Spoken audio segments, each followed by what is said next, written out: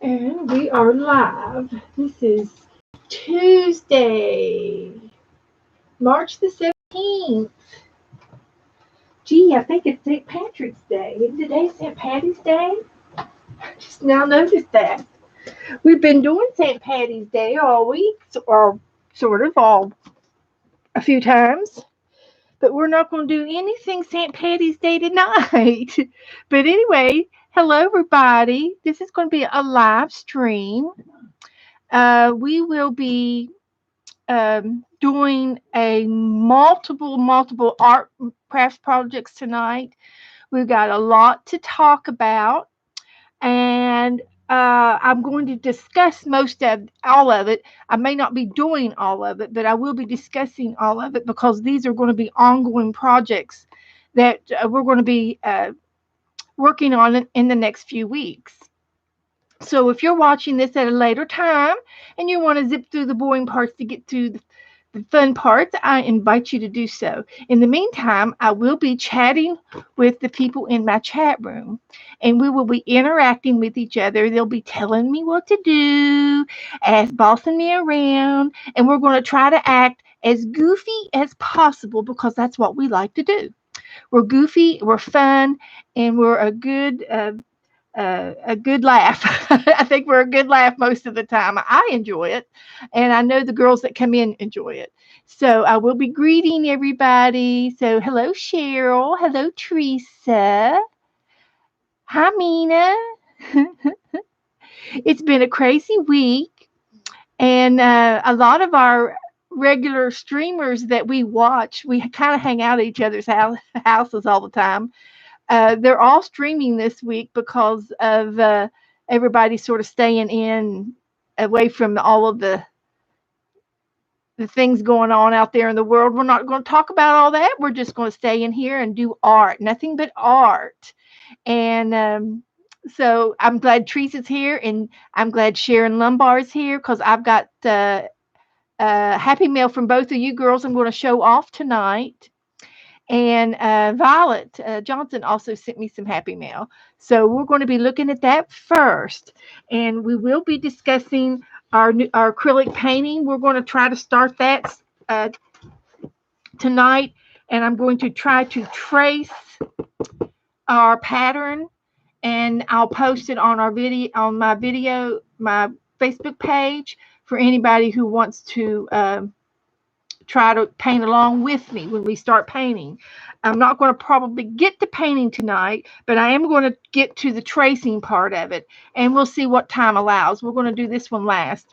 I'm kind of working backwards, but we will be talking about Aunt Beck taught us how to make a ATC box, a box that will hold our ACTs.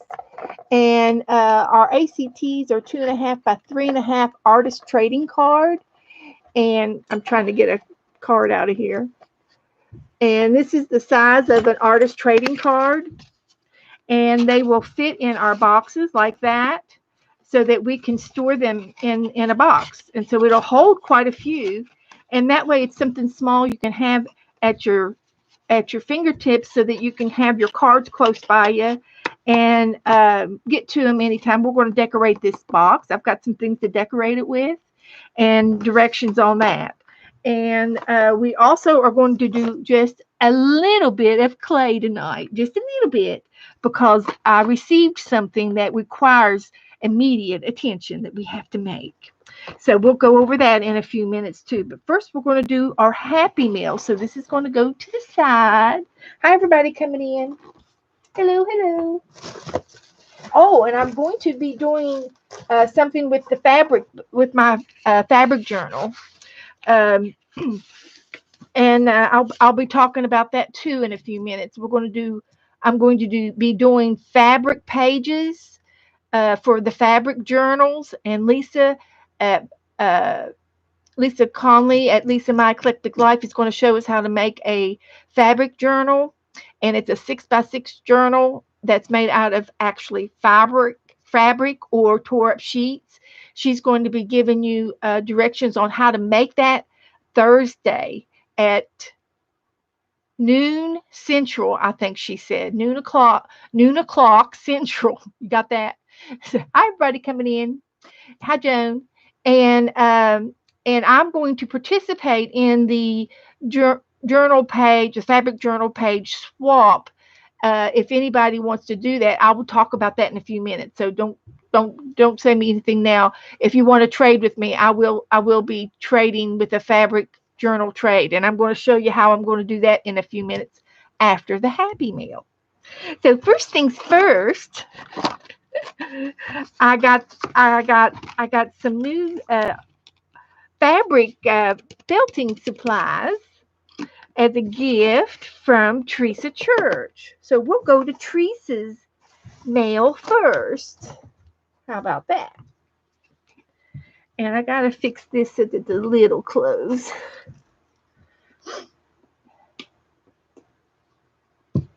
Dry that paint. I'm gonna put it up because we don't need it right now. So the first thing I think I better do is I'm going to get a piece of paper and I'm going to write down all of the things I have promised to do tonight. I'll get an ink pen. So we're going to do happy mail, and then we're going to do ATC boxes, and then we're going to do felting, fabric 6x6 swap, and then we're going to do pottery, and then we're going to do light box, acrylic painting. Okay, so I think that's everything that I said. 5 different things, and I'm going to tape it down. I'm going to tape it down right here because you know me, I'll lose it. It'll fall on the floor or something. So this is going to be my little agenda tonight. So I'll just do that. Okay. So Teresa sent me some happy mail, and she sent me a bunch of love. So thank you, Teresa. I loved everything in here. It was way, way, way too much. Way too much. And I need to verify, was this from Teresa or from Sharon? I think this was from Sharon. I pulled it out, and I already forgot who gave it to me. I think it was in Sharon's. Okay. I'll discuss this in a few minutes. I'm going to, and then I think I'm good. Okay, so this is what Teresa got me. She sent me some felting supplies, and I'm going to be using this. I don't know if I'm going to use it tonight or not, but I am going to. I've already used it. I've already been in it. I've already been poking. So I'm going to move this out of the way. She sent me this cute little tin box. And this reminds me, I need to put it on my to-do list. I need to find the clipboard. I have a tissue box over here that has a supply of 10 boxes in it, the secrete boxes. And these are so cute, so cute. And you can decorate them with paper, decoupage. You can put little liners in here. I've already got your name in it, Teresa, so I know I won't forget where it came from. And she had me a little embellishment paper clip in there, and I can keep paper clips in it. Or I think somebody the other day, it might have been Becky maybe, had a tin with words in it. She kept her words in them. And when she used ACT cards and stuff, she had a little tin of words. So that was a cute idea. But anyway, I've got this on my to-do list to decorate 10 boxes. Let me write that down. And it might already be on here, but I'm going to add it anyway. I've got 3 pages going. Deco 10 boxes. Just in case I forget, or Like we don't have anything we want to do, right? I know. So anyway, she sent me that, and I love it. And she sent me this mat, and this is a clean mat, and I think it will come in handy for when I do my fabric journal or when I do any felting. It's going to come out and be my clean place because I paint and glue on this wallpaper, and when it gets real dirty I just throw it away. This one is wipeable and cleanable, and it's really cool. um, it feels like silk, but it's plastic of some sort. So I do thank you for this. This is something that I did not have. I did not have this at all. So I'm going to dump everything out and put this back in the bag for safekeeping. And then she sent me this, and it's a little decoupage set of foils. And oh, I have so many ideas I'm going to do with this. This is going to come in so handy. I love because they're die cut, and they're kind of look like a piece of cardboard, but they're decoupageable, and they're raised up. So I love the birds and the leaves and all of these little things, and you can do it on glass. You can you can decoupage a set of dishes, or you could put it on anywhere in your art. And I will be using it in my art. I won't be decorating any glasses that I know of at this point, but I could. And it's a Martha Stewart thing, and I love it. I love those things. My eyes just went crazy on that. And then she sent me this swatch of fabric swatches. There's swatches, and there's like four different swatches of fabric in here, and they look like there's six pieces. It looks really cool, and she made a um, an envelope out of lace, and I'm going to show you this lace envelope. I guess I'll show it to you now. Sent me an envelope that she made, handmade the envelope, and then she glued lace on it, and it's a lace envelope.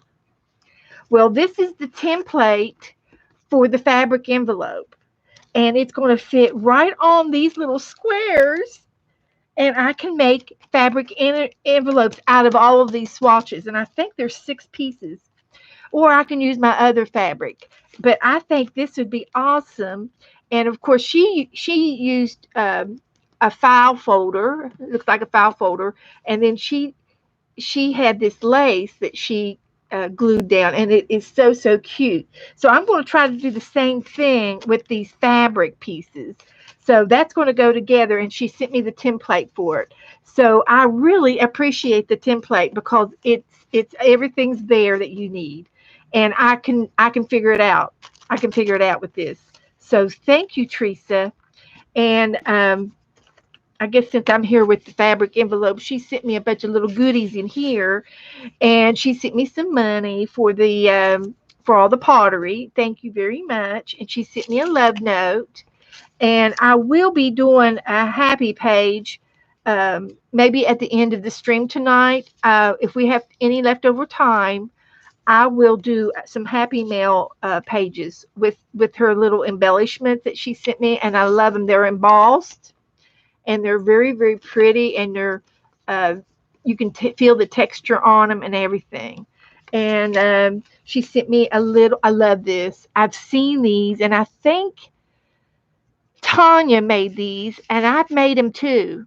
And this is a coin slip, a coin sleeve, and you get it from the bank, or you can buy some at I think Walmart carries them, but they're for if you want to sort your change out and put them in rolls.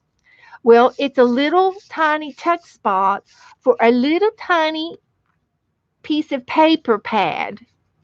And the video that I watched that do this, she put this little sleeve together, decorated it, put a paper clip on it, and she clipped it to whatever book she was reading. And that way you always had a little piece of paper to write down little tidbits of things that, oh, I need to remember to do that, or I need to remember to get that from the store. And you don't want to stop reading even though you're thinking of something. You can write your little notes down on this paper that's attached to the book that you're reading, and it's like your current thoughts, notes on your current thoughts. And that's what I got out of the original video that I saw this on. So this is so cute. And I think I might have some coin envelopes in the kitchen. And if I come across them, I'm going to stick them with this, and maybe we'll put this on my to-do list. So I love it. So thank you so much, Teresa. This was awesome. She sent me a love note, and I will keep that. And I will definitely, I'm definitely going to keep this and use this, and I'll probably will put this on the Happy Mail page. I might as well, or I can make one out after this. So, but if we have time at the end of the night, I will do a Happy Mail page because I got 3 Happy Mails to show you. The other Happy Mail she sent me this, and I love this. And this is going to go on the Happy Mail page. It's a passport brochure, and it has to do with all about Alabama. Um, you know, it's a bicentennial Alabama postcard of some sort, and it has to do with uh, getting online and learning about Alabama. But this will go on the Happy Mail page if I do that, if I have time. And then she sent me this ribbon, and it's really pretty. It's green, and it's got fall leaves on it. Beautiful. And I will probably put this in my fall box. I got a fall box. So this will probably, when I put it away, it'll go in my fall box because it's fall. I love it. That way I'll be sure and use it. She sent me a tag, and this is a thank you tag from Ricky. This is from Ricky. He ate the candy bar, so I got the tag. So yeah, uh, Teresa sent me the tag, and she let me know that she didn't get the candy bar, but Ricky did. So isn't that cute? So I might have to put that on my Happy Mail page. That is so cute. She sent me some of these little hole reinforcement stickers. These are vintage. Because see how yellow it is? She's had these a long time, or she got them at the secondhand store.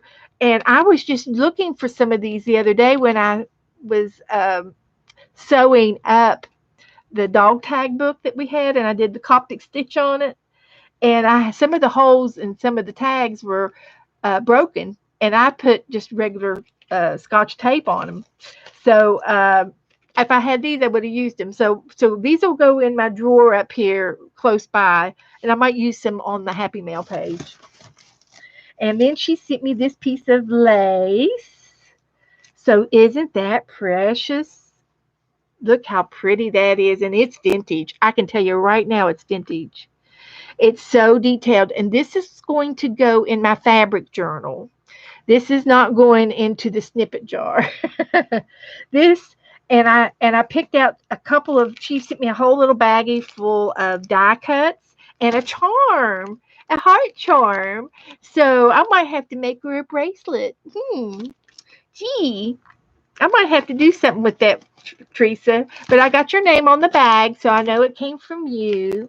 And I pulled out these 2, this was a dress form die cut, and then these 2 little ballerinas. And I'm going to incorporate these with this lace. And somehow I want to make a page in my journal, my fabric journal, with these items. So I need to put a little tag with these, that these came from Teresa. And so that I can remember that I know it came from Teresa. I did mark a lot, everything else I marked. I didn't get to mark these, but she sent me some. This is kind of a rosy red, pink, fuchsia, pink, pink, pink, pink, pink, pink, pink. It's a deep pink thread, and it feels like silk.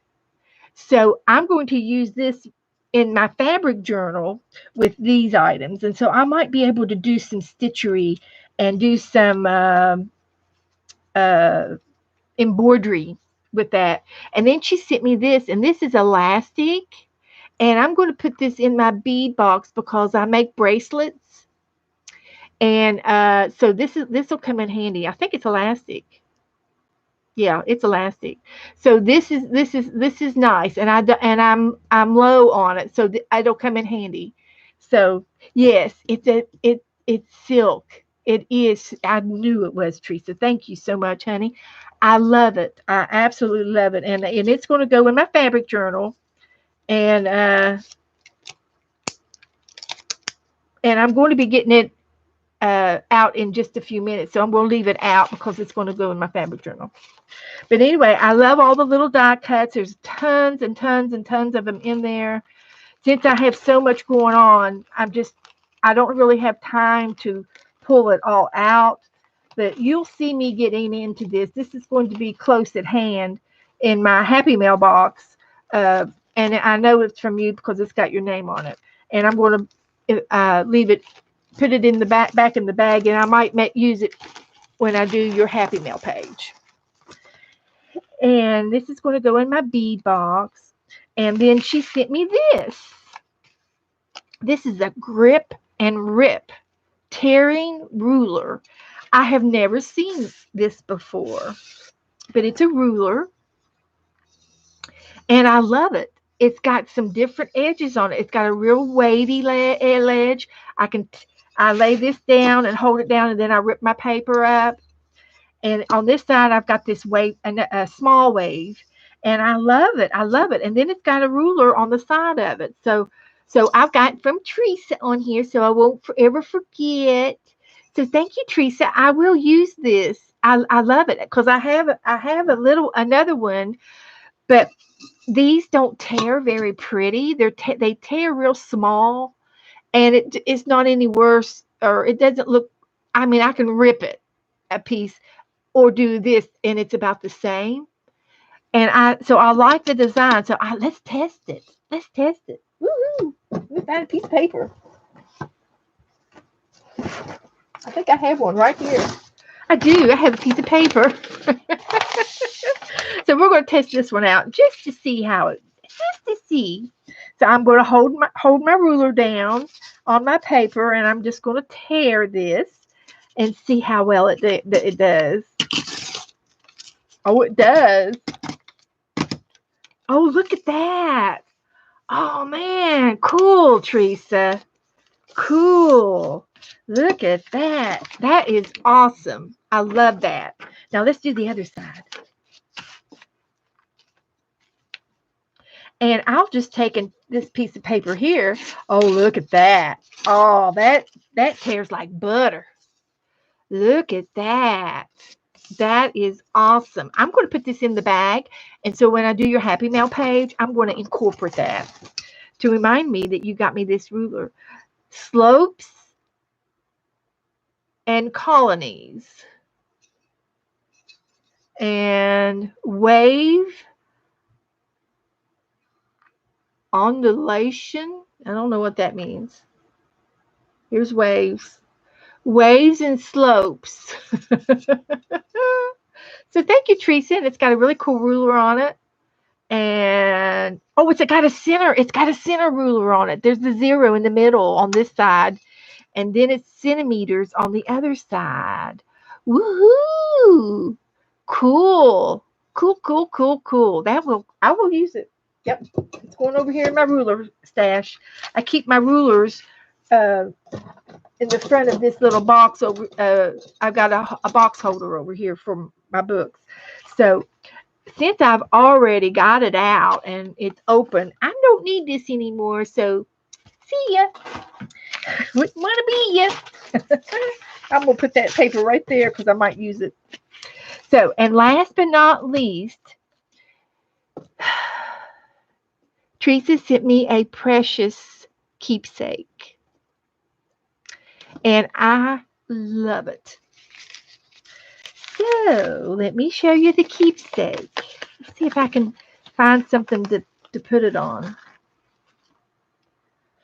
She sent me an ornament cover. It's a beaded lace ornament cover.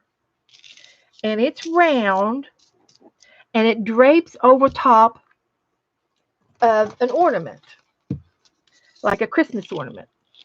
And you put the hanger through here, and you drape it down over the ball, and then you hang it on your tree. Hi, everybody coming in. I'm going over Happy Mail right now, so I'm not paying attention to chat. So forgive me. Forgive me. So anyway, I decided that I have the perfect spot to hang this. But it's not going to be for just Christmas. It's going to be for everyday decoration. So I'm going to make something out of pottery for this to hang over. And my ideas of what I want to make is either like a wind chime bell, if that makes any sense. So I've got my clay right behind me, and we're going to do this after I finish my other Happy Mail. Wind chime bell, if that makes any sense. So I've got my clay right behind me, and we're going to do this after I finish my other Happy Mail. And then this lace is going to hang down on it, over top of it. And there will be a hole, and I will have a piece of twine or rope to hang this up. And this is going to be pottery, and this is going to be the hanger on the pottery from Teresa. And then this is going to be round like a bell, upside down bell. And I'm going to have a string that hangs down from the inside, hanging down.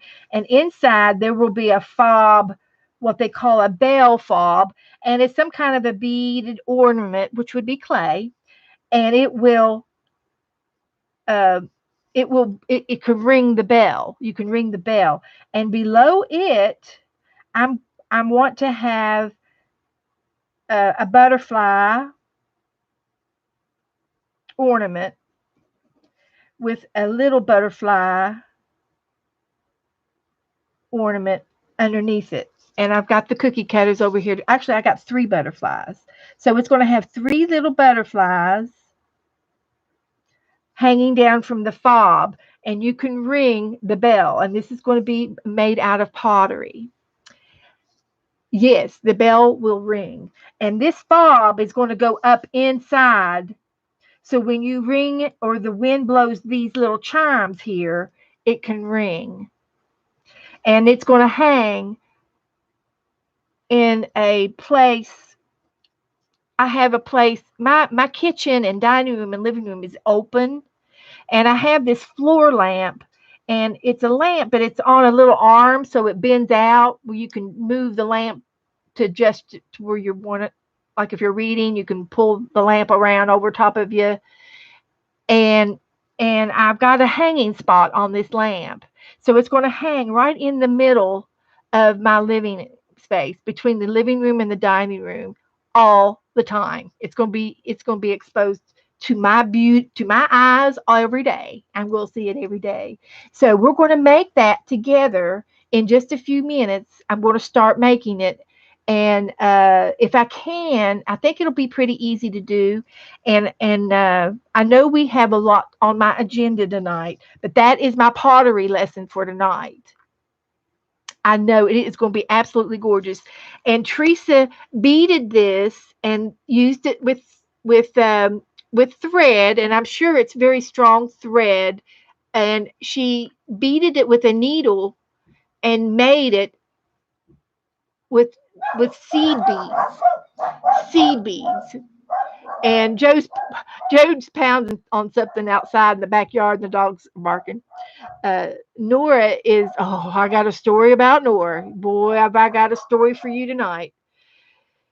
So anyway, this is absolutely beautiful. And if anybody is interested in these things, just message Teresa. Message her, and she can tell you more about it. And it is absolutely gorgeous. It's green and blue beads, and that's going to pick up the blue, the pool blue that I have in my house. So the green and the blue is absolutely perfect for my color scheme, because you can see with next to this mug that the blue picks up. It pops right out in the middle when you put it next to something blue. So anyway, while I have this, I might as well take a drink. Okay, so I'm going to put this right back in this little bag just so that I know where it is and I won't accidentally lose it, for safekeeping it for the moment. But I love it. This is my treasure, Teresa, and I will probably I can take and write a note on some paper and tape it on the inside of my bell, and that way I'll know it was yours, because I will always have it. So so thank you again, Teresa. That is wonderful. So now back to where I was at. So that was all of that what Teresa sent me. I think. I think. And Violet, stick around. I'm going to do your happy mail here in a minute, and I'm going to do Sharon's next. Sharon Lombard sent me some happy mail, and I've got Violet's next. And hang around, because Violet, I'm going to be using one of your pieces in my art tonight. I love it. And I got more to tell you about Violet. So don't leave, Violet. Don't leave if you can.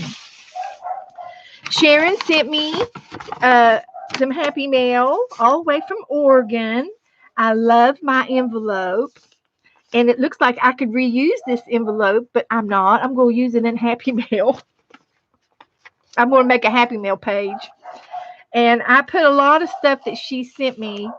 I'm going to have to go get the dogs for a minute. Abby's just, she won't let go. Abby!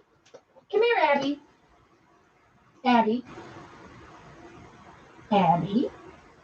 Come here. Come on.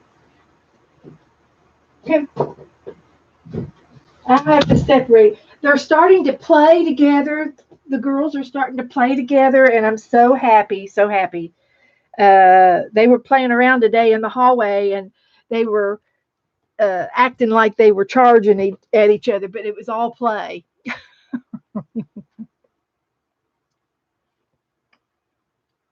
Okay, well, Sharon sent me a whole bunch of little ephemera things. Love every bit of it, so please know that. Um, she sent me these little tiny puzzle pieces, and I'm sure it has to be a die cut for these puzzle pieces. So anyway, I have some. I'm going to put these on a card one of these days, and and um, and I like to put a verse with my puzzle pieces that say you're a vital part, because we're all vital. All of us together are vital. We're increment parts. We fit together. Somehow we fit together, and it's one of my favorite Bible verses. I can't tell you the verse of it right now, but it has to do with each one of us is a vital part. So I'm going to make an ACT with these, but not tonight. And I've done it before with other uh, tags that I've made. And I love these little puzzle pieces. And I was wanting to know if you have the die cut, or if it's a punch, or if you know where this came from, or if it was just in the bottom of the box. So Sharon, you can let me know where you got the puzzle pieces from. They're cute. But whenever I make I use real puzzle pieces, and I paint an altar. I get a puzzle from the Dollar Tree, and you have 100 pieces, so that's good. But anyway, those are cute. I love those little puzzle pieces. I love all of the little uh, things that she put in here. Here's ballerinas, and they're ballerinas. Aren't those cute? So I might have to put those in my fabric book somehow. Um, they would look good with those other little ballerinas. So they might have to go in my fabric journal. And I love it because I don't know if they're iron-ons or if they're just painted on.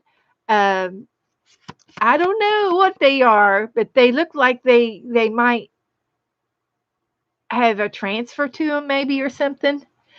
So hi everybody coming in. So anyway, I love those. I'm gonna put them in my fabric journal. And there's lots and lots of little ephemera pieces in here, and I'm going to save them and hang on to them, and we will make a happy mail page with sharing things.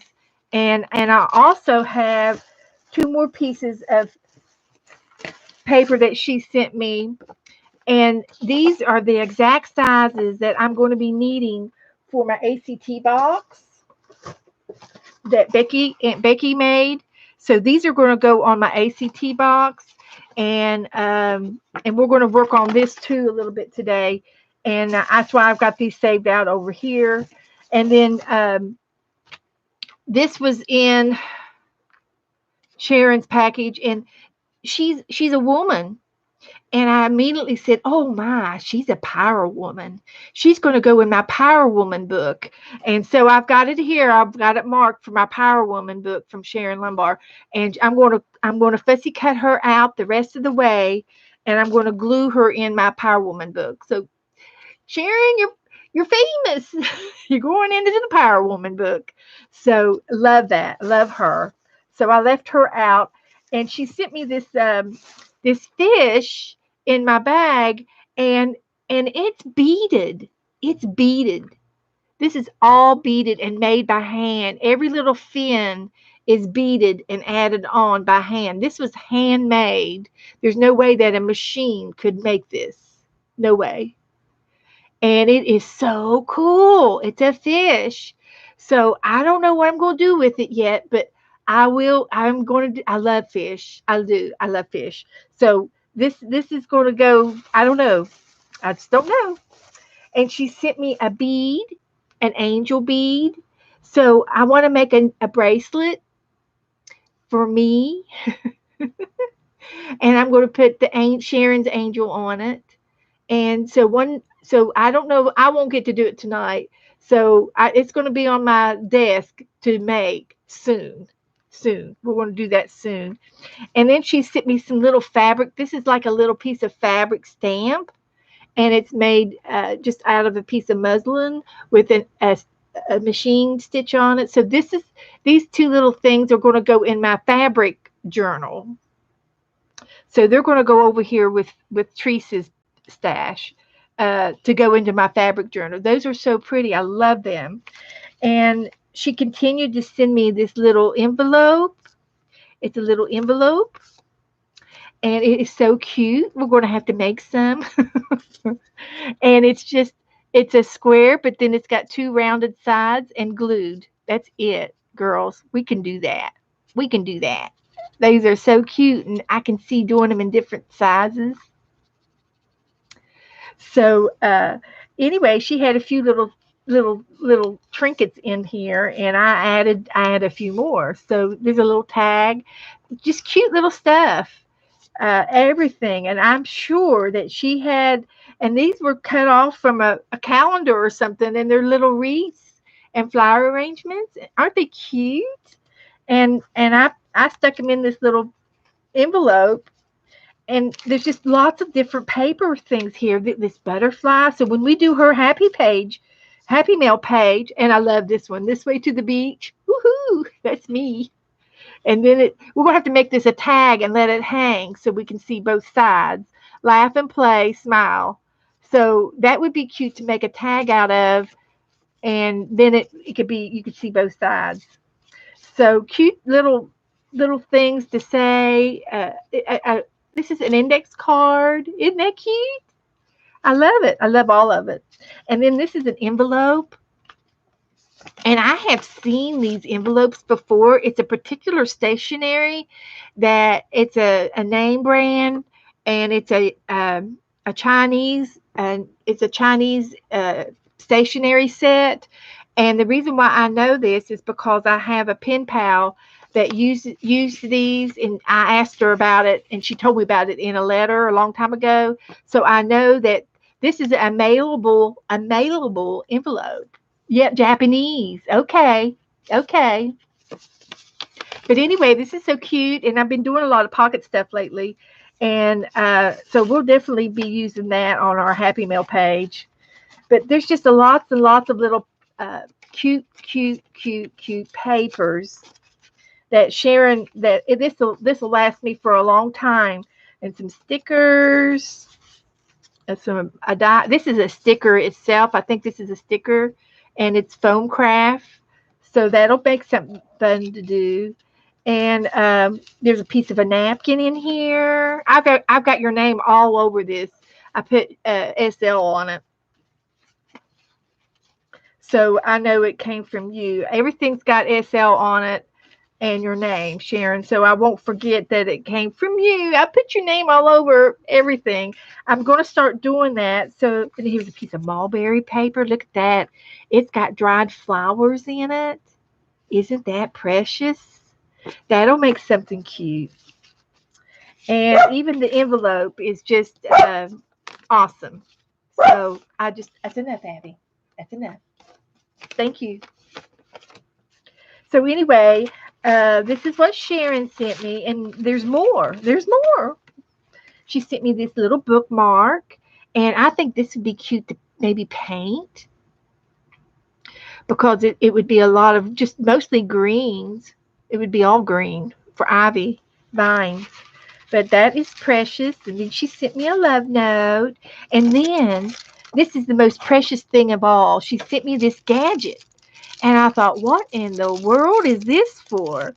And oh, it's a surprise. So I've got to figure out how to put a keychain on it so I can attach it to some of my things I've got. But look at this little tiny comb. This is a little tiny comb to comb my felting with when I'm doing some detailed work. And if I do something detailed, I can use the comb to comb my fibers. And I think that's what she used in her when she made all of her felting uh, projects. And she used the comb. And she said it's to use in your felting. And it's perfect. And so I've got to figure out a way to attach this to like a key ring, and that way I can attach it to so I won't lose it. If I could put a string of beads on it so that I can find it and not lose it in the stuff, because that's going to be lost. So I'll work on that. I'll think of something to put on it. I might just tie some embroidery thread around this small part and let it hang off of that. But I will. I think it is absolutely adorable. And Teresa gave me a felting kit, starter kit, that was extras of hers, and this is going to be on my desk. I'm going to have felting at the tips of my fingers, girls, and I think this is awesome, because right now I put all my felting stuff away, and it's up on the top shelf of my cabinets over here. So if I want to get my felting down, I have to get that whole big basket down. But this will be at my fingertips, and I keep my needles right here anyway, so that I can always felt something real quick. So this will be perfect for my little desk stash felting supplies. So thank you, girls, both of you. I love it. Absolutely love it. And I've been already felting on this little guy, and I think I'm going to use this on my ACT box. So she sent me a cute little paper clip girl. Isn't she pretty? She would be fun to make. My ideas just go, go, go, go, go. So anyway, the last little bit of Sharon, she sent me some odds and end papers that are it looks like it's paper that has a tree on it. So it's some kind of stationery paper or something. She sent me some more this tablet paper that I've already got stashed out. A cute bee, and some other fun paper to use. I love this. It's really shiny. It's got a glisten to it. It's got a shine to it. I don't know if you can see the shine, but it does. It has a shiny to it. And this does too. It shines. And this does 3. It shines. And this does 4. It shines. And all this glitter paper, it all shines. So it's like scrapbook paper. So thank you, Sharon. I will be able to use all of these, and I can use this cardstock for ACTs. And I love it. Love every bit of it. So I think that's just about everything from Sharon. And I appreciate it, and I love you guys. And she sent me a little bit of money too for my postage for my pottery. So thank you very much, girls. That was excellent. And this little girl right here, this is Violet's Happy Mail. And I was very surprised to receive it. She has sent me some beautiful things. And in the past, and I've showed them off, she likes to crochet lace. And this is one of her pieces. And I want to incorporate it onto my ACT box, which I will do after I show this. I'm going to incorporate some of Sharon's paper and some of Violet's lace and some of my felting. And so I thought this would, actually it was this one I was working on. It matches it a little bit better. So I want to incorporate those things in my ACT box. So here's what Violet sent me. I was very, very surprised. So here's what we're going to do. Are you ready? Hang on to your hats, girls. Miss Violet sent me some beautiful, I'm going to have to show it to you on white paper so that you can see what she made. I'll show this is good. She crocheted me some beautiful doilies and tidbits of love. And this one is absolutely precious. It's hearts. Okay. And what I want to do is, I may not be able to get to it this week or next week because we're supposed to be isolated. So, but as soon as I get out or I can order it, I'm going to order a shadow box.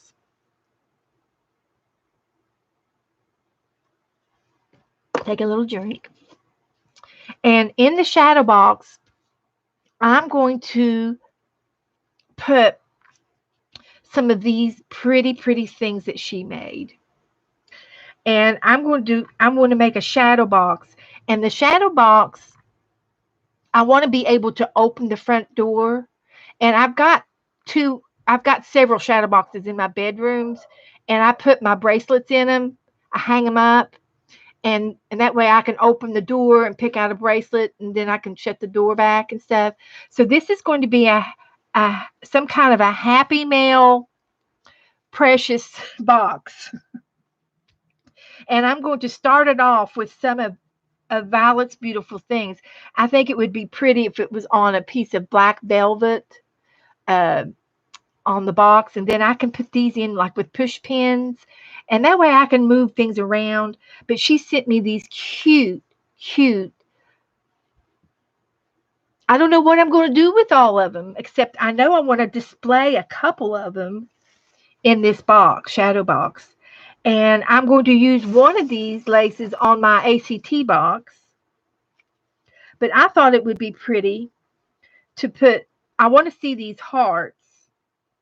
So I'm going to be putting some of these things in the corners, and I'll make some kind of arrangement with some of these. And I won't put them all in the box, but I can put some of them in the box. and do a display. And these are just so precious and so beautiful. And look at this little clover. So if I do a happy mail page, I'm gonna put the clover on it.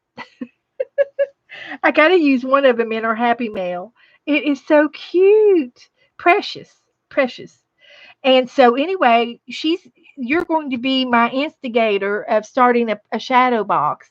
And if I get anything else that uh, if it doesn't want to go in my fabric journal, or if I don't want to put it on here, I might be able to open the lid, which the front door will open on the shadow box, and I can display it here. I'm going to hang this up in my hallway and start a art wall.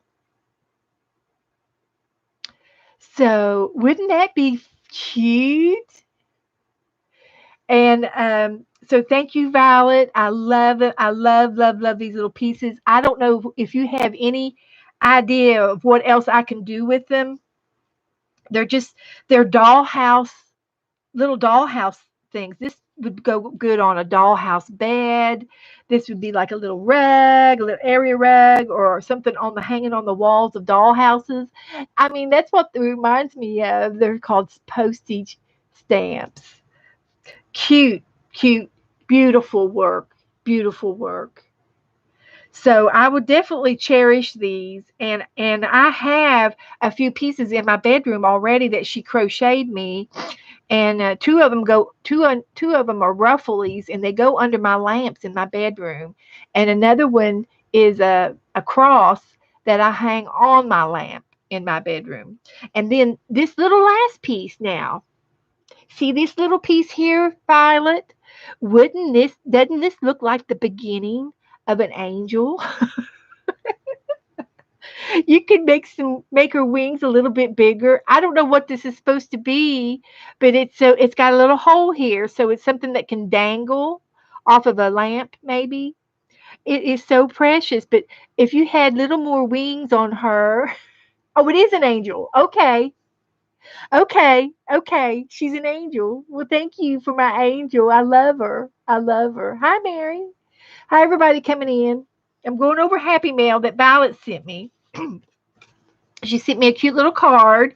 And then, last but not least, she sent me a map zine book, some kind of a map book.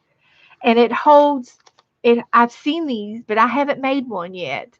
But it's made out of matte paper, and it's got 4 signatures or 4 pockets in the spine. And when you open it up, there's a pocket on each side, and they have postcards in all of the pockets. So it's a little traveling postcard holder, which is absolutely, she's got all of these vintage postcards in here, and they are absolutely cute, cute, cute to a button. And some of them are actually used, and they're dated. This one's dated 1707. I mean 1907. 1907. That was back when my grandmother was born. And it's got a message to who it was, and I want you to look at the address. It says Mr. Frank Berger, Custer, I think it's Washington. That's all it has on it. And the mailman knew where to deliver it to. It just floors me. It went to a particular city in Washington, and when it got there, they knew who to take it to. Isn't that awesome? That just floored me. And this one is dear cousin. That's why they talk to each other. They said dear mother or dear father or dear cousin. This was cousin Willie. And it has an address of Mr. Willie R. Rook or Root. And it's got something okay, Oklahoma. That is the address. Isn't that awesome? And of course, it's got the age stamp in it. So thank you, Violet. This is absolutely cute as can be. I love it. I think it's awesome. And I know you made the map from a map. I know you made this from. I know you did it. So it is really really cute. I love it. I might add some ribbon to it. Um, I might add put a ribbon around it for a closure, and I love it. And I've got your name on it, so thank you so much. And I am going to get a shadow box for this, and this so you can be looking forward to this in the future, but it probably won't be for this. It'll be this summer. It'll be this summer because we're kind of not supposed to go anywhere right now, and I'm going to. I get to stay home, guys. I don't have to go anywhere. Woohoo! I love it. I don't want to go anywhere. Yes, yes. Well, the little booklet is it's a folded book, and you fold it a certain way, and it's like a fan fold zines to the style. And I can look into that, but I'm not going to do it tonight because I've got too many other things on my table to do tonight. But this is a map zine book. I'm going to call it. That's what I'm going to call it. And I will put it on my to do list. So we can do it at a later time. How about that? Sounds good. Map, uh, postcard,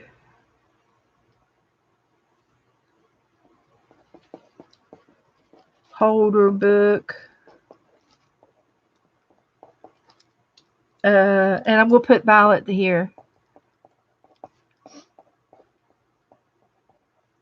And we'll get that. It's on my to do list to make.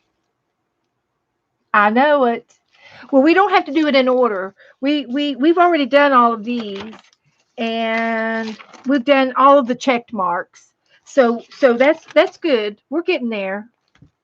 Uh, there's a lot of stuff that see we've already done the dog tag book.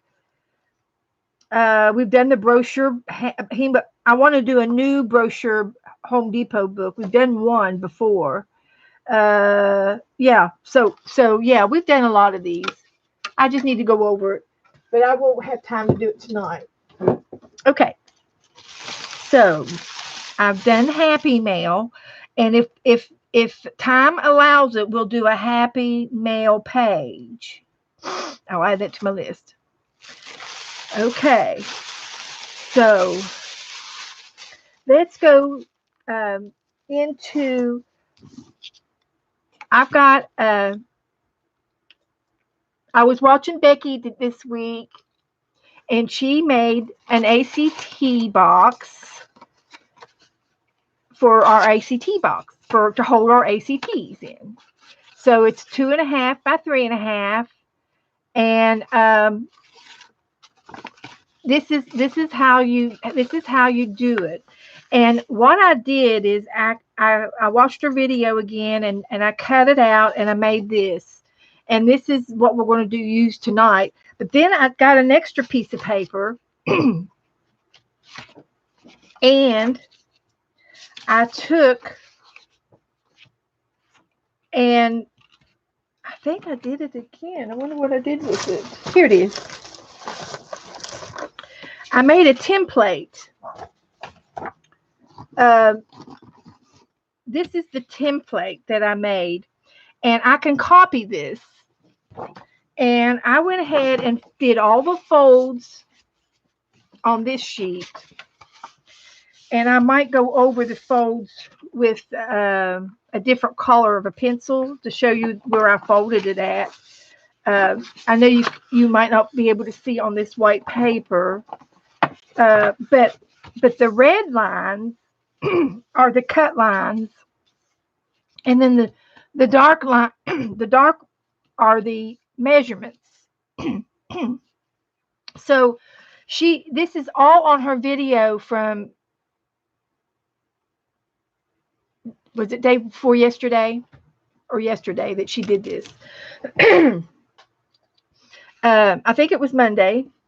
It might have been Sunday. But anyway, she made this little book box, and I made a template of it. And this is exactly what you need to make this if you want the directions to it. If you're a visual person like me, I understand this.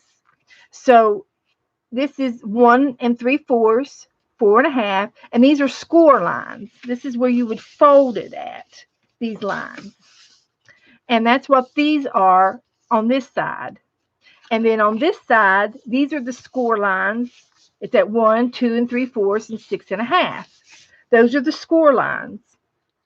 And then after you score your paper, of course, the very first thing is the whole dimension of the paper is 8 1/4 by 10 3/4. That's how wide and how long this page is. So, but if you had a copy of it, then you can look at this like me and say, oh, I can figure that out because I'm a visual person. So that's where you would score the blue. It's a dark blue pencil, but that's where you would score the lines. And the red lines is what you cut off. And they are little blocks. They're just the blocks on the scored paper. And you cut, this is just cut to here and stop, cut to here and stop, cut to here and stop. This one's cut off, cut this piece off. And this one has 2 little blocks. And you cut that off, and I got an X on it. That means you cut it and remove it. And then this piece over here is a little mappy, but you follow the lines, make this size, and you cut away this piece. Cut it away. And then you are left with this. So I cut the lines on all of this, and then you see there's 2 little diagonals on this piece. This is the lid of the box, and she tapered the corners, and so that's what these 2 little triangles are on the lid. And I cut them away, and here I'm left with this piece. I'm left with this piece, and these are cut and stop, cut and stop. These 3 pieces over here. So this is my template. Hi, Red. Hi, honey. She's been in here before. Welcome, honey. So anyway, this is the template. And so I went ahead and I'm going to save this. So if I want to make another box, I've got it. Okay. And I can, I don't care to copy this and send it to you. If anybody wants a copy of this, message me. I won't do it right this second, but you can message me if you need a copy of a template. And if this makes it easier for you, or you can watch Becky's original video on it, and she made it in front of us, and she gave us the directions online. But if you had this, it will with her together, you will make this in no time flat, and it'll be perfect. So I was just trying to make it easy for everybody, and I enjoyed it, and I wanted to share it with you. Okay. So here is my book. I made it out of multimedia paper, which is mixed media paper is what I made it out of, and it's a thick cardstock. So anyway, I got this paper here from Sharon, and I think this would be cute for the spine, and this would be cute for the front and the back. And I would have enough for 2 pieces to go on the front and the back. So I'm going to go ahead and score that and make that. It's exactly 2 3/4, but I'm going to cut 2.5 because I'm going to let the white show by 3.5. So that's what I want on here is 2.5 by 3.5. And I happen to have my handy dandy cutter here. And I have to admit, I haven't used this but maybe once or twice, and I don't know how to use it very good. Okay. This is going to be an ACT box. Lost what is. We'll watch. Okay. So anyway, this is the template for the ACT box that Becky made 2 days ago, and this is my cut out version of it, and I cut it, and it's going to make a box. It's going to make an ACT box. When you fold the lid, fold the tops in and the bottoms down, it makes the box. So we're going to decorate it. And I want to use this pretty paper that I got. So I want 2 pieces of this at 2.5 by 3.5. So I think I can figure this board out. I've only used it one time. So this is going to give me some experience to use it. So let's see how this works. 2.5. It's got an arm. It's got an arm, but I don't think I need it right now because I'm going to go 2.5. And then I went ahead and I have some inch masking tape, washi tape, masking tape that has inches on it. And I took my board and I made it bigger so that you can see the markings for somebody like me that wears glasses. And so I had, this is upside down, but that's okay. But I wanted 3, 4, 5, 6, 7. See, this goes out, extends the length of your paper if you're measuring something like this. So you would put it on the I think it's the cut line. This is the cut line right here. And I've got, well, this is the cut line. So anyway, I was having a hard time figuring out how this works, but I think the score line is going to be right there. So if I were to measure this, it's 8 1/4, exactly 8 1/4, right there, and that's how big this is. This is 8 1/4. So right there is the score line. So anyway, I haven't figured it out, but I'm trying. So I need 2.5 by 3.5. So if I go out here 2.5 and line this up to this line here, it should cut 2.5 if I roll it right. So here we go. We're going to try it. Did it work? It worked. Okay. But that didn't look like it's 2.5. It is. It's 2.5. Oh my gosh, it worked. And then I want 3.5 this way. So there's my 3, and there's my 3.5 mark. And I'm going to lay it down and cut. And you have to push this down for the blade to go down enough to cut. And then this is for little tidbits. And this is my 2.5 by 3.5 ACT card. It is 2.5 by 3.5. And this is going to be on the front of my box. And I'm going to ink the edges of my box. And that way my edges will show. I'm going to ink this box up. I think it looked cute in a burgundy ink. So I want one more of these. All right, okay. I'm learning here. You guys are helping me learn. So there's 2.5. Save this for my tidbit pile. By 3.5.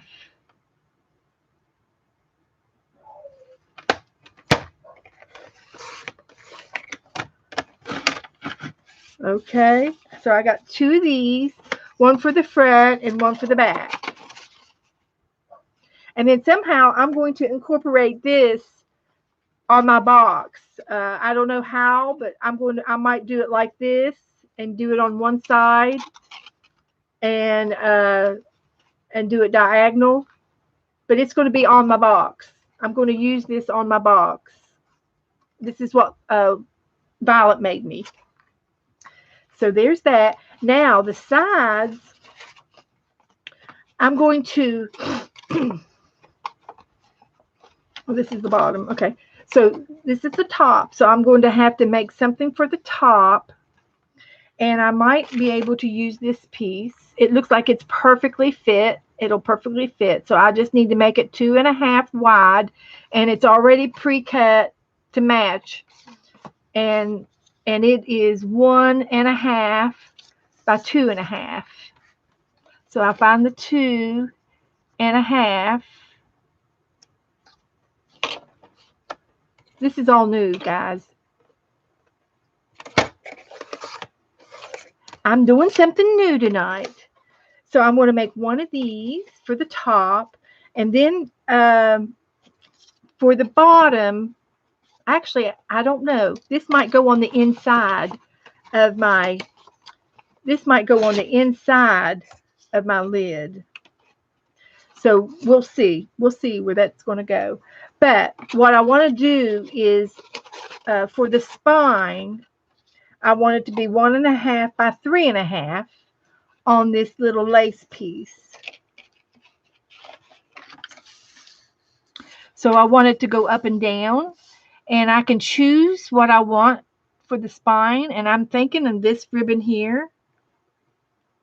So I'm going to line this up on the, let's see, 2.5 by 1.5, right in the middle of 2.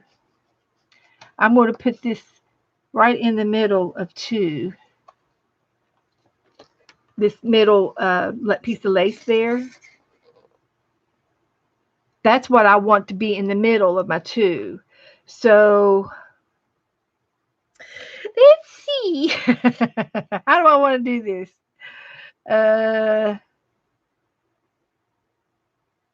I'm going to cut this.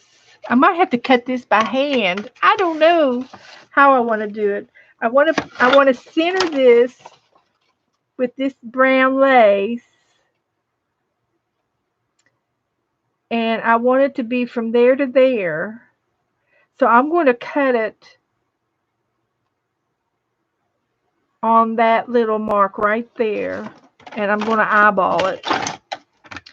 I'm going to eyeball it. Right there. It's going to be cut on this line. I'm going to make it just a tad bigger just in case I've misjudged.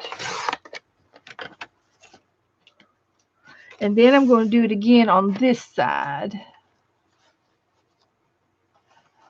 So I can center this on my box perfectly. I want it to be perfect. And I'll use these in my scrap bin. So this is going to be in the center of my spine. And I'm going to trim it up just a little bit so that I can see the white part. And then it's going to be 2.5 long. So I can go ahead and cut this 2.5. 3.5. I want to cut this 3.5.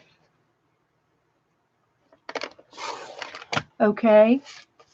I know I'm not trying to overthink this. I'm just trying to measure twice, cut once. And now I'm going to use my handy dandy scissors and trim it the rest of the way. So I know I've got it. Because I can do that. That way I know I've got it right. So this is going to be the spine. And I love that. That's perfect right there. Okay, so now all I have to do now is ink my box. And then on the page part, that it's going to look like a little book, by the way. I guess that's, maybe you all didn't realize that. I'm going to make it look like a little book. And for the sides of the book, I'm going to use, I'm going to ink this up, and then I'm going to use threads.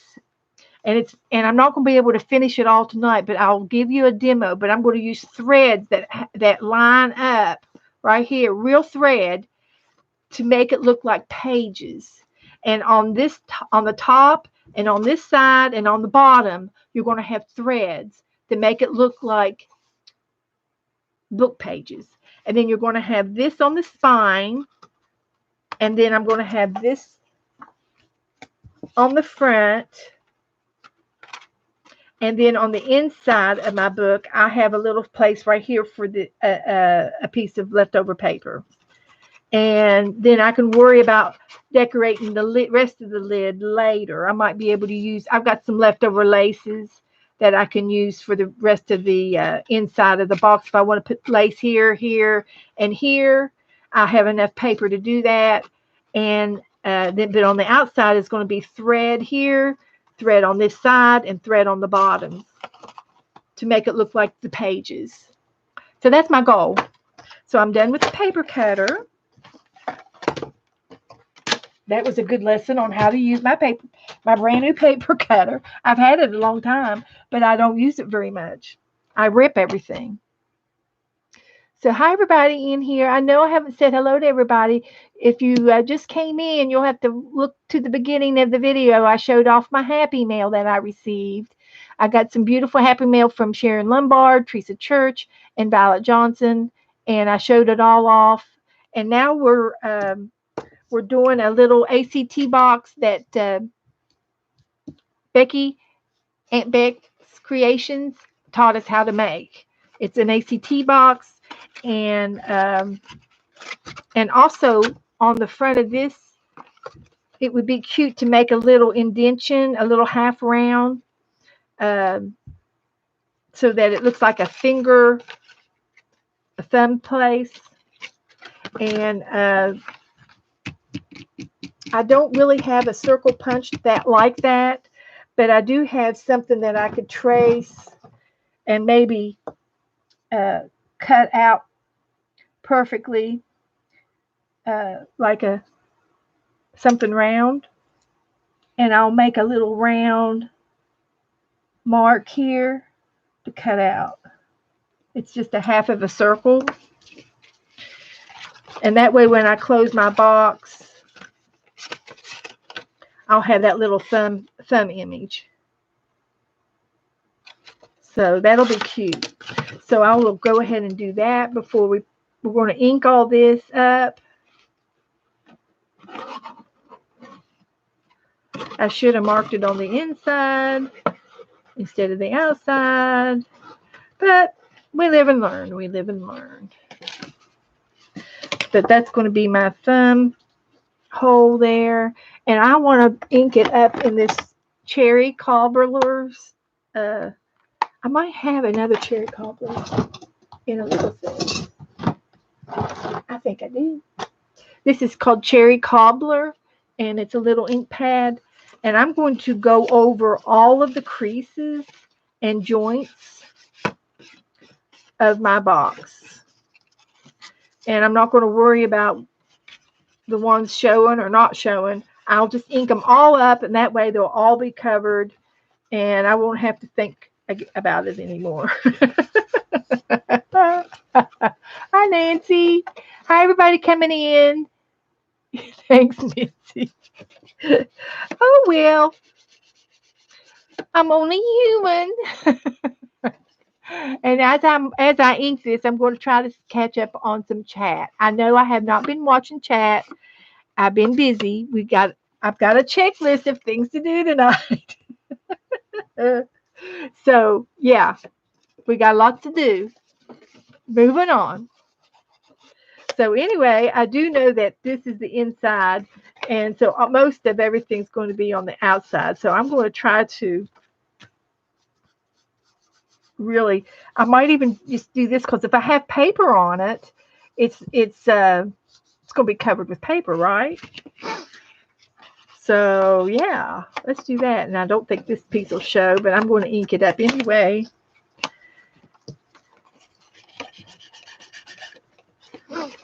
And all of these folds here are going to be inked up real good. And I might even rub over the entire surface for good measure. Yeah, that's what you do it for, good measure. So I'm relaxing. I am relaxing. I just have a lot I want to do tonight. I am excited. I am excited. And I'm doing good. I think I'm right on schedule too. It's 8 o'clock. See, I've been on for a good hour, and I think I've hit the agenda list of everything we're going to do. See, I want a little bit of that to show around the card.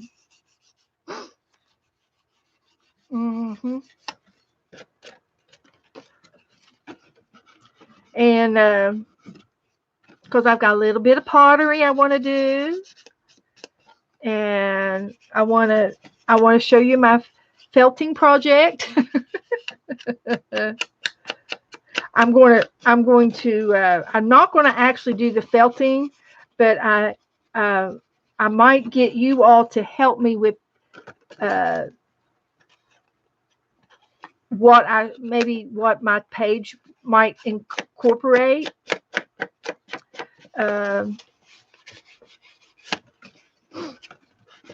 It's for a fabric journal page swap. We're going to be making, I'll be making fabric pages. The pages are going to be 6 by 6, and it's going to be done on just a regular piece of felt. And I'll swap with anybody who wants to swap with me, but you need to message me if you want to do the fabric swap. It's a fabric book that Lisa's going to teach us to do Thursday. This week, Thursday at 12 o'clock Central, which is 1 o'clock Eastern. And she's going to show us how to make a fabric journal out of a sheet from the secondhand store. And if you know Lisa, she will be posting some directions on what you might need. And I think it's just a sheet. And let's see here. Yeah, this one. This is the inside of the box. I might as well just do the inside, make it look pretty inside and out. Even though you're not going to see the inside, at least we all know it's going to be pretty in there, right? Yeah, we all know.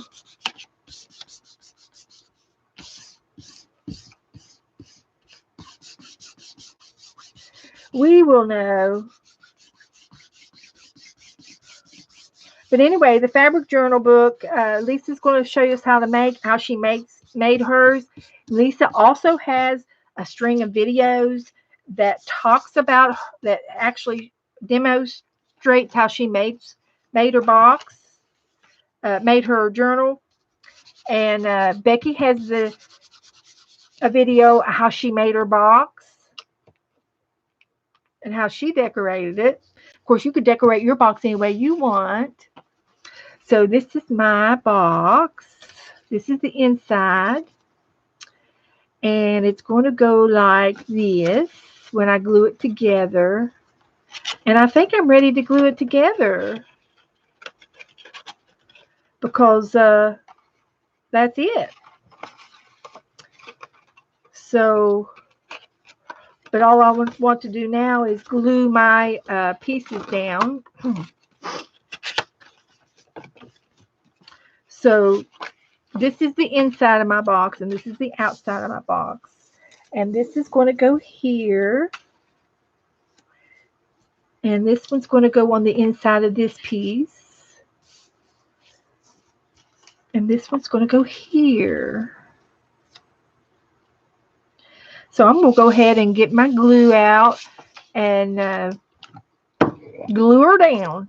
And I had trouble with my glue jar. The lid was sticking, and Teresa told me to put Vaseline on it. So I used a lipstick instead. I used lip balm, and I think I got too much on it now. It's really greasy, but it works if you use a glue jar like I do. I just put some a chapstick I had laying here somewhere. It was an old chapstick, and I just went around it and 2 or 3 times, and it works. So it was great. Thank you, Teresa, for that little tip of the day. There's your tip of the day to prevent your glue jar from sticking. So here's my paintbrush, my glue brush, and I'm going to wipe it off. And I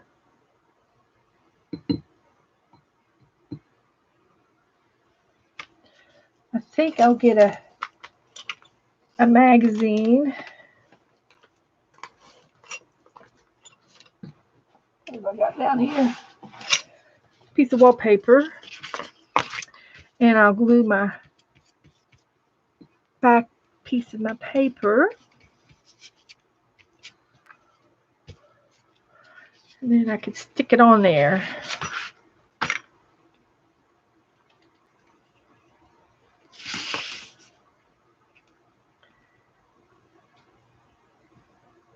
Yes, Abby. Abby's jumping on me. Are you hungry? You're hungry. I haven't fed her yet.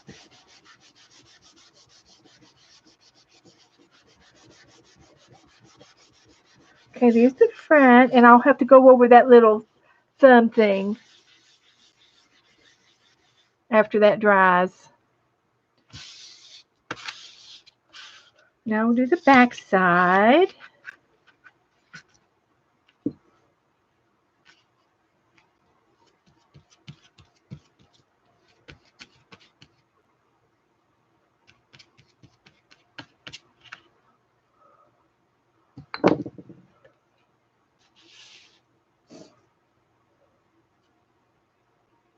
This is going to be so cute.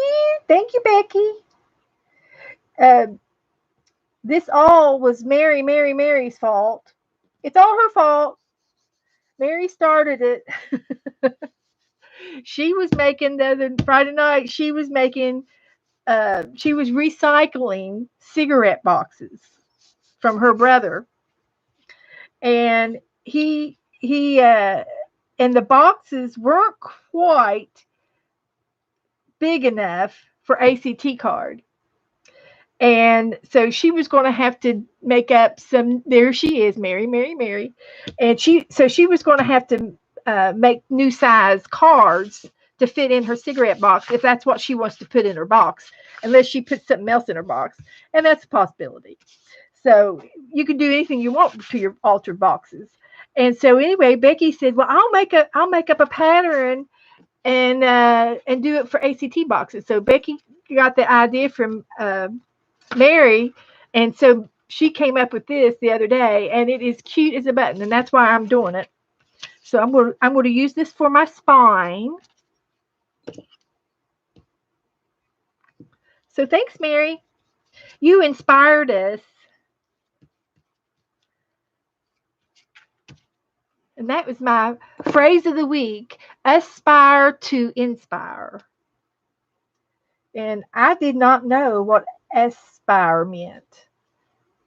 And I had to look it up, but it means to go forward with your plans, to move forward, to inspire. Do the work and show somebody else that it can be done. And aspire to inspire. So there's your little English lesson today.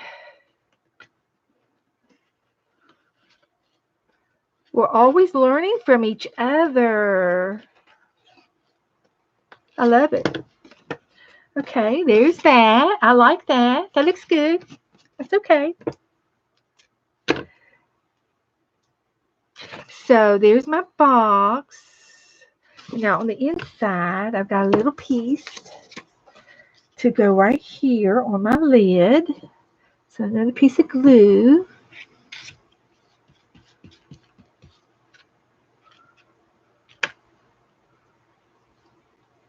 Pretty paper.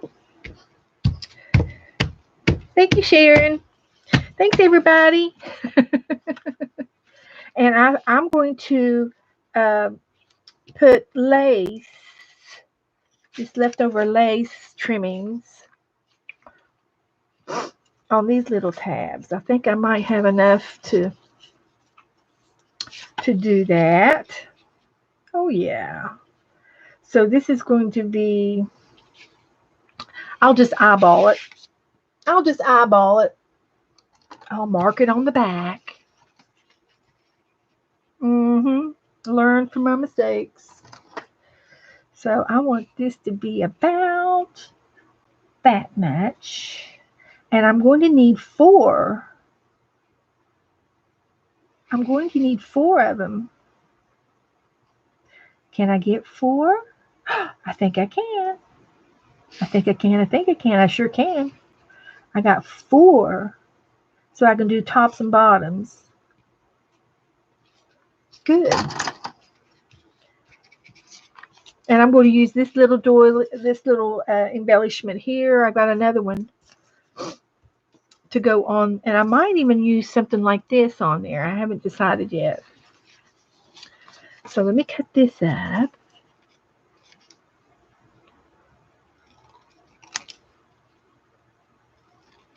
I'm eyeballing it. So these little 4 pieces are going to go on my lids. Pretty close. Pretty close. Very good. I'm happy.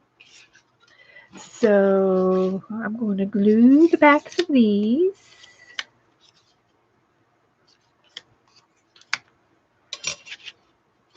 And I'll put them all down real fast.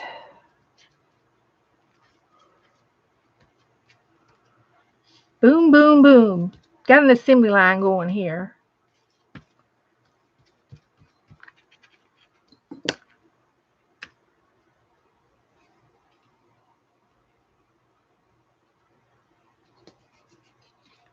And we'll put the lace that direction.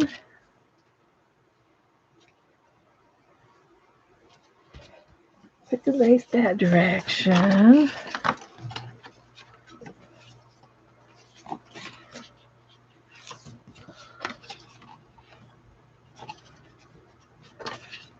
Lace that direction.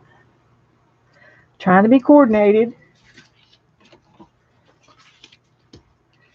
And then lace that direction.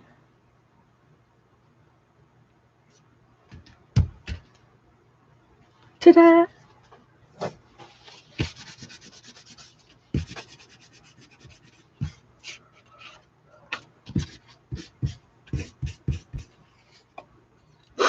And then I'm going to put some lace on this. So I'm going to need 2 of these.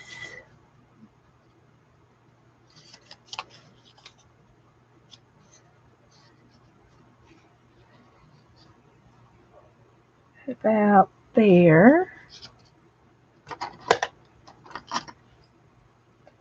And there.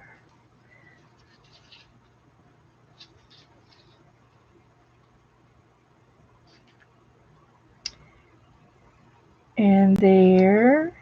And there.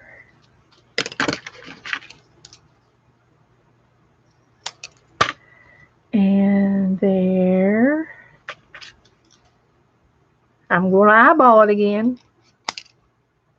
And then I'm going to do there and there. We should have matching parts on the the front and the inside. Okay, I'm concentrating, but I'm doing good, guys. I'm doing good. I'm almost done. Hang in there. So this is my box, and I can glue it together now.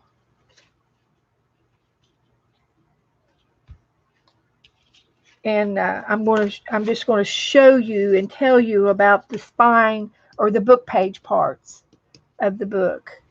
I'm just going to show it to you. I'm not going to really do it all tonight. But this is the inside of my box. And then when you put your box together, you want your seams to go to the back of the book.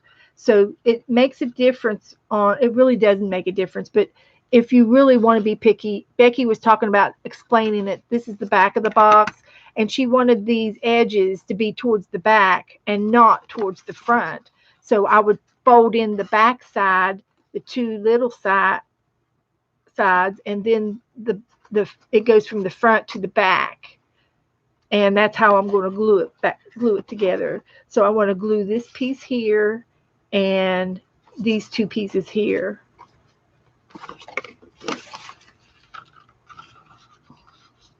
And you can sort of fold it and figure out how you want to glue it, but that's what I'm going to do. Yes. And then I want the inside of this one and the inside of this one. And then this is going to and this inside of this one. And the inside of this one, because it's going to be on that cover, the last one. You can number them if you feel like you need to number them, but I pretty much know what I've got the map in my mind. That's all I can say. So the back goes in first, then the two sides, and then the last one is this one, and it's to the back. So I'm just going to take something to help push it all down in there together. And this is my box.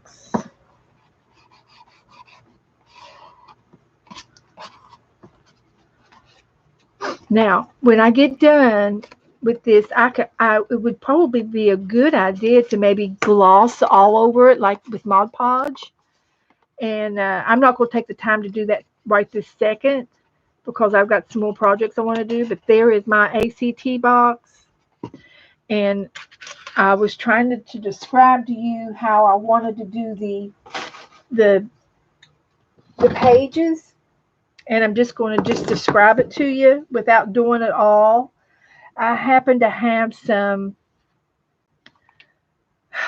ivory embroidery floss, and I'm going to it probably would have been easier if I'd done this before I glued it together, hindsight. But what I want to do is take this thread and I'm going to glue down each strip and line it up, and I'm going to glue 50 strands right over here, all the way down the top and the side. But there's going to be a separation here on this joint because I'm going to be able to open up the lid, you see. So the top piece will be separate, and I'm going to glue string down, and maybe I'll just do, every centimeter or something, and not do it solid. And then the side and the bottom can be one piece, and I'm going to glue the strings down the side and on the bottom. So I'm going to do this off camera. And that's going to be my little box. And then after I do that, I want to incorporate this little piece, and it's going to be like a little book. You see, it's going to be a little book, and it's going to be cute. And so on this side, I wanted to incorporate my doily that Violet made me, and I'm going to put it, I don't know if there's an up or down to it or not. No, I think it looks like the same. It's so pretty. So what I want to do is uh, I'm going to glue it on here, and I will probably uh, glue. I also got these two little things in Sharon's Happy Mail, and I thought they matched. The pink one does anyway, and I might be able to just put that there and that there on both sides of my book. I could add beads. I just now thought about this little bead. I could make this my little charm on my little ACT book, but I think I'm going to save this for a bracelet so I can wear it. But I can make another one. I do have angels. I do have wings, and I think I have enough fixings to make a little angel, make a new one. But I'm going to save this one because I love it.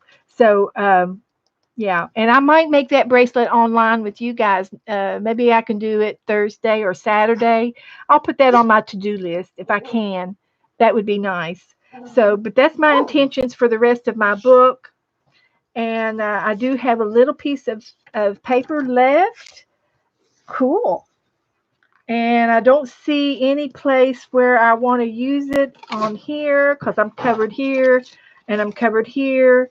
And this is where the ACTs will go right in here. They'll fit right in here. So I don't really need this little piece. So I'll save it in my little scrap bin. So there it is. So thank you, Mary and Treat and Becky, for showing us how to make them. I do want to high gloss it and make it hard like. Okay. So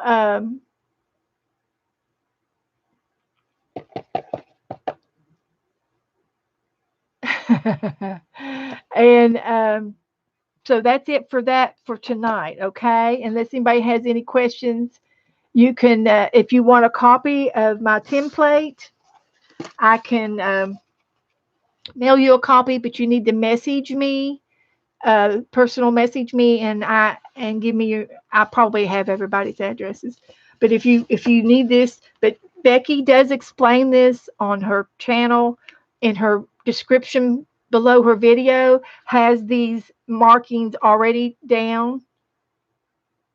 Yes, she did. Becky did it. And I wrote mine down so that I could see it because I'm a visual person. And I did this, and the red lines are the cut lines, and this is the slant on the lid. That's why that's got that triangle there. And these are the cutaway marks right here. The X's are the cutaways. And then you cut up to this line, up to this line, up to this line, up to this line right here. And that's your box. But it's pretty easy to do. So I highly recommend you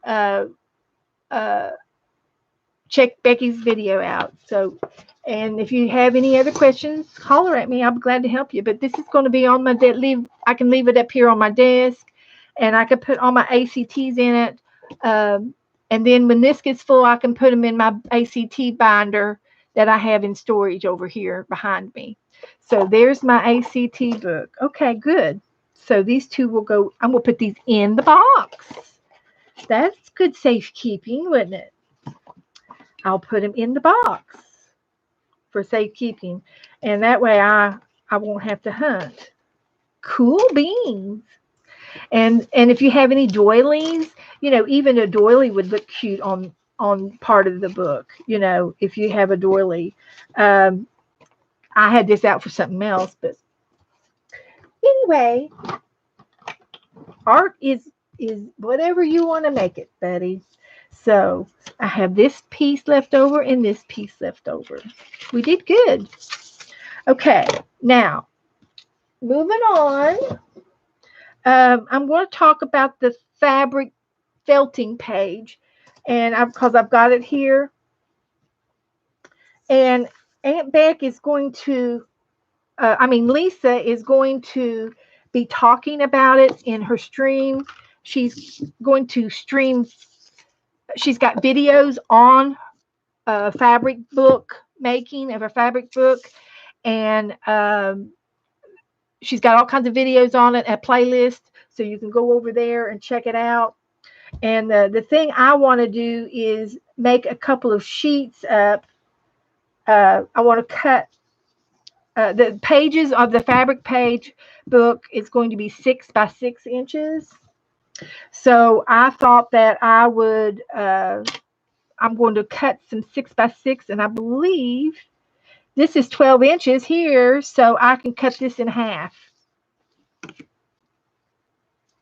And this would be, and then I'll have to cut it this way, 6 inches to make 6. Then I have 2 sheets. This is a sheet from Walmart. This is how you buy your fabric, your felt pieces from Walmart, and they're like 33 cents a piece. Sometimes you can find them for 25 cents a piece, and or 3 for $1 or something like that. And so if you're going to do a page, a fabric page, it has to be 6 by 6. So they were originally putting them on felt pieces. You would use this as a template, and you would make a quilt piece on top of this, and you can embroidery, you can straight stitch, you can sewing machine stitch it on, you can do anything you want to make your fabric page. And the fabric page is your own creation, and you're going to swap this page with somebody else, and then somebody else is going to send you their page. And so I'm going to just cut my pages, and I will probably be swapping with more than one person. So I'm going to cut up a couple of pages. And I wanted to use this white as well. And I want to personally, when I do my quilt page, my fabric piece, I want to use fabric and felting. I want to incorporate some felting because I did a whole unit on felting in January. And if you want to watch any of those, and I can show you exactly what I'm talking about. My fabric books right here. I felted a lot of things for the whole month of January, and I took all my felting pieces that I made, and I put them in my fabric journal. And this is my fabric journal that I made from Lisa's channel. Lisa started doing a fabric journal, and she made a big journal like this. Now, she's going to show you Thursday a 6 by 6 journal. Okay, it's not going to be this big. I made this one this big because I wanted to. And there was no rhyme or reason why I made it this big. It was just the size of my fabric, and it's a wraparound book. So when you open my fabric journal, it starts off, this is the front of my book. This is the wraparound, so that my book has room to grow from being this to this. I can make it bigger, my fabric journal book. I can make it as big as, because I've got an extra piece of fabric here. And this is just to wrap around it so that I can tie it closed, and I can actually store my fabric book on a shelf this way, and this protects the front of my fabric journal. And I've got felted flowers and beads and old jewelry and lots of buttons and things on here for my decorations and I hand stitched everything on here, so it's permanent. It's permanent. And so this is how I did the front of my fabric journal. You get to do what you want to yours. But now the book she's going to make is going to be 6 by 6, so it's going to be really a lot smaller than this. But in January, I did a lot of felting tutorials on felting sceneries, and I want to incorporate some of my felting techniques along with fabric techniques onto my square, on my 6x6 square that I trade. So it's going to be really unique. Each piece is going to be unique. And I have a lot of ideas in my head on how I want to do it. So this is my fabric journal. And this is where I'm going to put those two little pieces of things that Teresa and Sharon Lombard sent me, and some pieces that Violet sent me. All three of them are going to be going into my fabric journal, and I want to incorporate some of these things on a page in here somehow, somewhere. And you can see I've started embroidering. I got a embroidery stitch book encyclopedia that belongs to my mother, and I'm going to be doing some embroidering pieces in here. So this might be a little pocket, and I can maybe stick something like this in it if I want. So the fabric journal is going to have lots of different doodads in it. It's going to have anything material will go in this book. A little paper, but mostly material. So anyway, I thought since spring is coming that I might get to do something really cute. And I was into these little bunnies, that I've done some bunnies. And I thought, well, maybe I can make a bunny on my felting square. And I did a real cute bunny in here, which is this one. And it is embroidered in with a whip stitch. And so you can do anything you want to your 6x6 fabric square. You can quilt it. You could do a 9 square. You can do a wedding square. You can look up all kinds of quilting ideas on the internet. Get some pictures. Get a feel of what you want to do. And mine's going to be similar to this, but I'm not going to have very much of the felt show. I'm going to either felt on top of it, or I will put some fabric on here too, like a blue sky or something like that. And I might even do a cluster on here. I think that would look cool. And so, well, this book is done. Each page is a piece of fabric, and I made my fabric pieces in this book. They're about the size of a placemat. If you put these two together, and then I folded 10 sheets in half and sewed them into the spine of this big book, and I did 2 signatures that way. So this is zigzagged down in here onto the big wraparound book part. So, and this part is just one big long piece, and I glued some corduroy to the back side of it, and I tucked and glued the edges down. I glued them down. I didn't even sew it, and then I used pinking shears on the edges to give it a ruffled look, which is what I wanted, and I didn't hem it at all. And then in the middle of this, I've got a piece of tie back. Tie back is an envelope that you get in the mail. This one came from the U.S. Postal Service that was used. It was used. I think it was new. But I opened it up and I put this tie back in between this to make it feel like a little piece of cardboard in there. And I glued it. I glued it all down. Glued it down. And so this is done. This is how I did it from Lisa's instructions from when she did her fabric journal. But she's going to show you how to do a 6x6 journal Thursday, and all you need is a sheet. Go to the secondhand store and get you a sheet that you can rip up and use. Tie dye, tea dye, any colors will work. There's no rhyme or reason, because you're going to cover the sheets up anyway with your fabric swatches.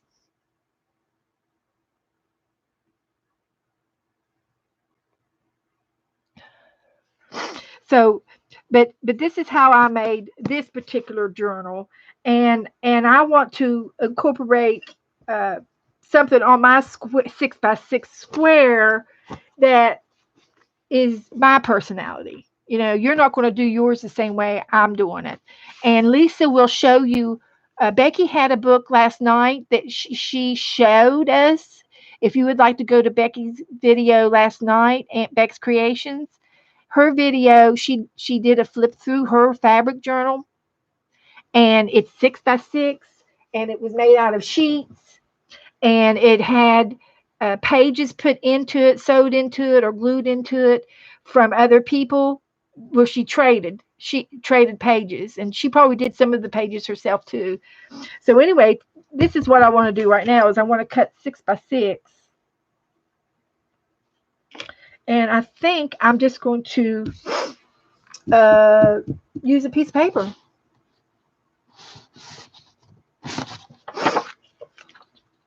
That would work. So I want 6 inches by 6 inches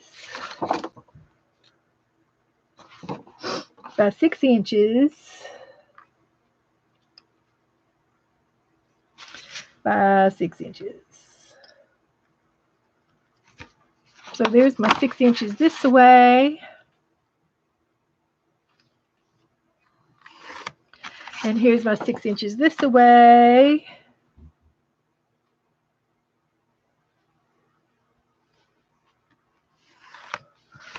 And this is my 6x6. So it's not real big. She's going to make a small journal page. And of course, I can put all mine in my fabric journal because I have that big one. And and it won't cover the entire page, but that's okay. It doesn't have to for me. What I can do is when I get my felt square from whoever I trade with, I can pick a page in my book and I can put it down in the middle, or I can put it on the side, or I can put it over here. I can put it anywhere I want, So I can put it anywhere I want in my book, and then I can either glue it into my book or I can do embroidery on it, whatever I want to do. And but your book is going to be 6x6 if you go with Lisa's pattern. So since I already have this one, I'm going to continue to use this one because that's what I want to do, So, but there's anything fabric, anything fabric related goes in my fabric journal. And I want to make up some squares that are 6x6 like this. And I think I'm going to cut several at a time. That goes in my box.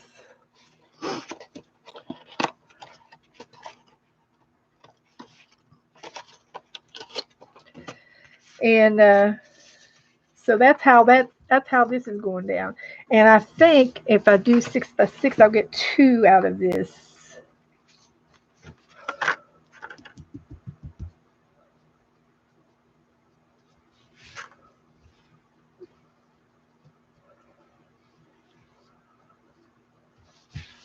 So that's what my plans are. No, no, you don't, Teresa. The sheet is the page. Now, Lisa demoed her little booklet, and Becky demoed her little booklet last night on her video. It was earlier today. I'm sorry. Becky did a video today at 3:00, and she showed her book, and her books were made up of pages were made up of sheets. So you would take your sheets and you would either glue your page that you received down into it, or you could embroidery it down. You could sew it in with a sewing machine, or Lisa will go over that.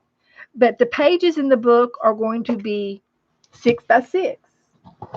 So I'm going to be fancy and use my pinking shears. And Lisa has a playlist. Lisa does have a playlist of videos where she makes fabric journal pages and everything.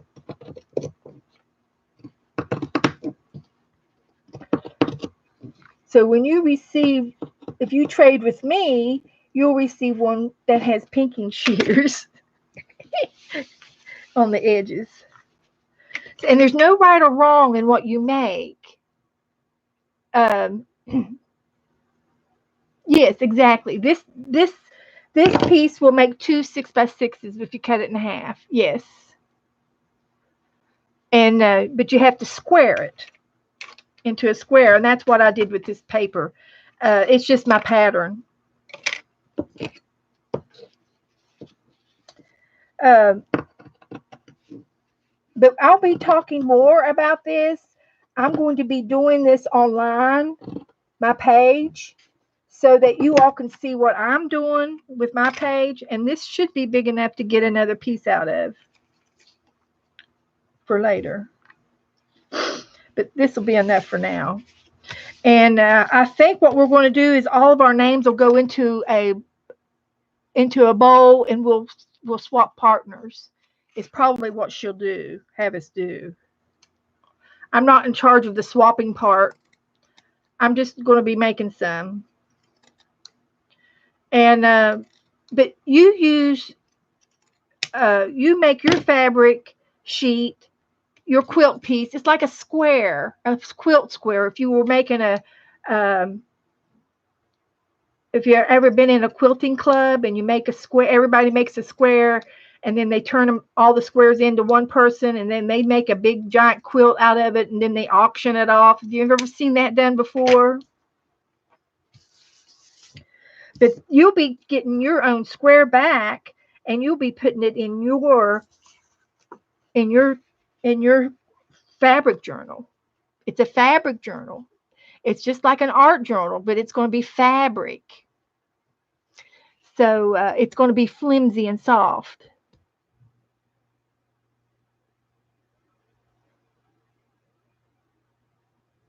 You can make your fabric book with a piece of felt. Exactly. And that could be your spine. And you can sew your sheets in here. She's going to show you how to make it. Lisa is going to show you how to make a book Thursday.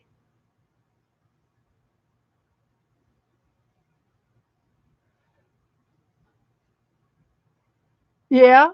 Well, this will be a good refresher course for you, Teresa. And it's not that big, that it's not going to be that hard to come up with uh, a design on here. So I'll demo my pages, and but my pages are going to go into my big fabric journal, which is what I already have. So there's no sense in me doing another journal because I want to continue to use it. I don't have it filled up. I just made it a couple of months ago this summer. And you don't have to quilt, you can glue. There's lots of ways to do a page.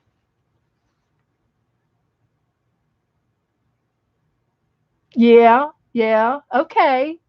Teresa had to help her aunt and sew because she wasn't allowed to play outside. Oh, baby. So, anyway, uh, if you're, um, that's all I know to say about this. This is all I have to say, except that it'll be fun. And I was thinking, I brought over some fabric from my stash over here. Use what you have, okay? You don't have to buy anything except maybe these, but you don't even have to use this. You can use whatever you have fabric. If you have any leftover, if you have any rummage, if you have rummage, you can cut up an old shirt, and make it a fabric journal. The sky is the limit on what you can make. It does. If you don't have a sheet, an old sheet, if you can't get out this week, this month, because of all of everything's going on, then go through your rummage and find some rummage. Find an old shirt or old pair of blue jeans. You can do it out of blue jean material. I mean, how many? Now, come on, girls, raise your hand if you have a pair of blue jeans in your closet that you cannot wear. cannot get into or can't get them buttoned. Now, come on, raise your hand. How many of y'all have a pair of blue jeans in your closets somewhere? Or, listen to it. Raise your hand. Come on, fess up. Somebody's got a pair of blue jeans. Maybe it's not your pair. Maybe it's your spouse's pair, or somebody you know has a pair of blue jeans that they can't get into, can't get them buttoned anymore. Now, come on. There's got to be something. Yeah, there you go. So you can make a blue jean book. You can make any kind of a book, any fabric, but Lisa's going to show you how to make one that's 6 by 6. And it's going to be in something like this. This would be fine. This would be a little short. But I cut mine, well, they were 6. But if you didn't care about the edges showing, and I don't care about the edges showing, you can use this as your book, as a book. It's going to be soft. It's a fabric book. You've already sent them out. Okay. But I'm just saying that there might be something, kind of a garment in your closet in the back that you haven't had on for 10 years. Now, come on. I've got them. I've got clothes in there that old. I do. I got clothes that I can't wear because it's too hot to wear them down here from up north. But I'm just saying you can find something to recycle if you can't get out. And it's going to be difficult because we're not supposed to go out shopping while we're getting rid of this virus. So anyway, I was thinking on my square, I was going to use 6 by 6 square, and I was thinking of a tree. So I thought this would make a pretty trunk for a tree. And now Lisa, she likes to rip. She likes to rip her pieces. But I was thinking that if I made a tree,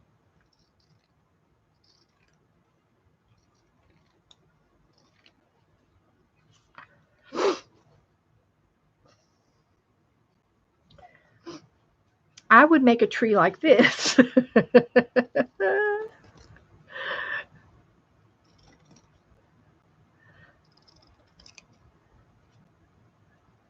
And I have no idea. I'm just doing this free-handed, guys, okay? I'm just doing this free-handed. But watch this. This could be my tree on my quilt piece. You see, the base is my felt. It doesn't have to be felt. It could be anything you want it to be. Your base is what I'm going to sew and glue to as I make my quilt piece. So if this is my tree, and I can take and I can leave this on the edge, or I can go ahead and cut it off. Okay, so this is my square. I'm going to put it on this green piece so that you can see what I'm doing. This is what I was going to use my piece of my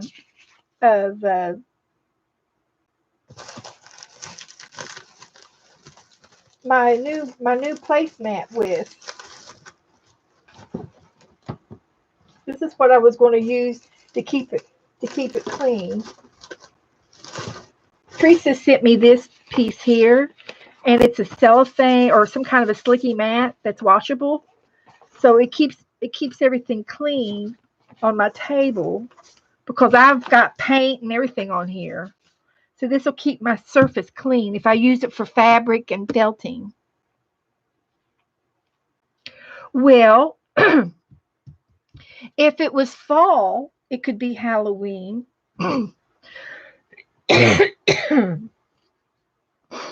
Or I could felt some leaves on here with some wool. And then I was thinking for the background, I wanted it to be a sky. So I can take and put some either material here and glue it down. It's like decoupaging. Have you ever done decoupaging with all colors of paper, different colors of paper?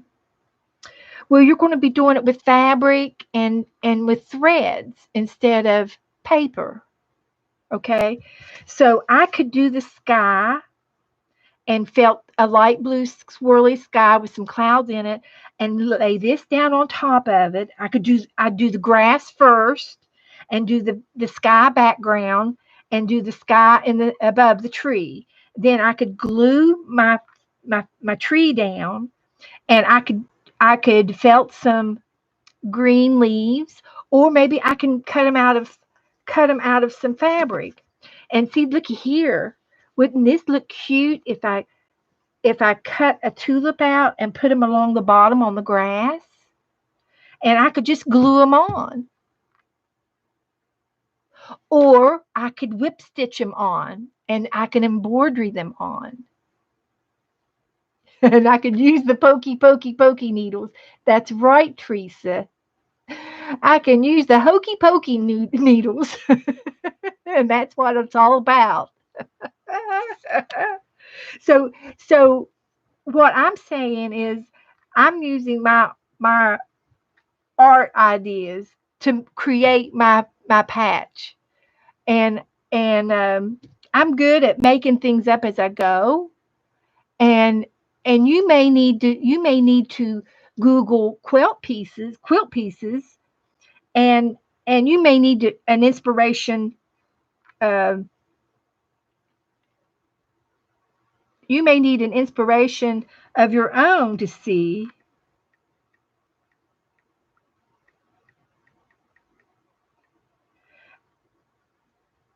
Um, it won't know what that word is.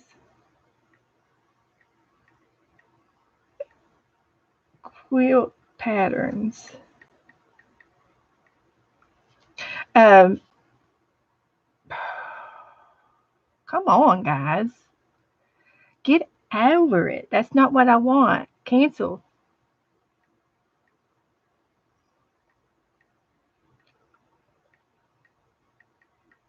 3 times a charm. I still spelled it wrong. So you might want to go to quilt patterns, you know, and you may decide you want to do something like this. Images.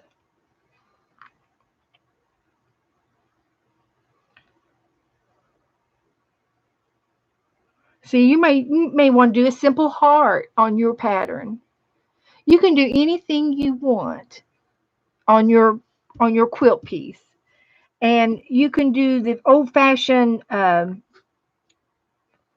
quilt patterns like the log cabin and all those, those quilt patterns they have. Your square might be something like this.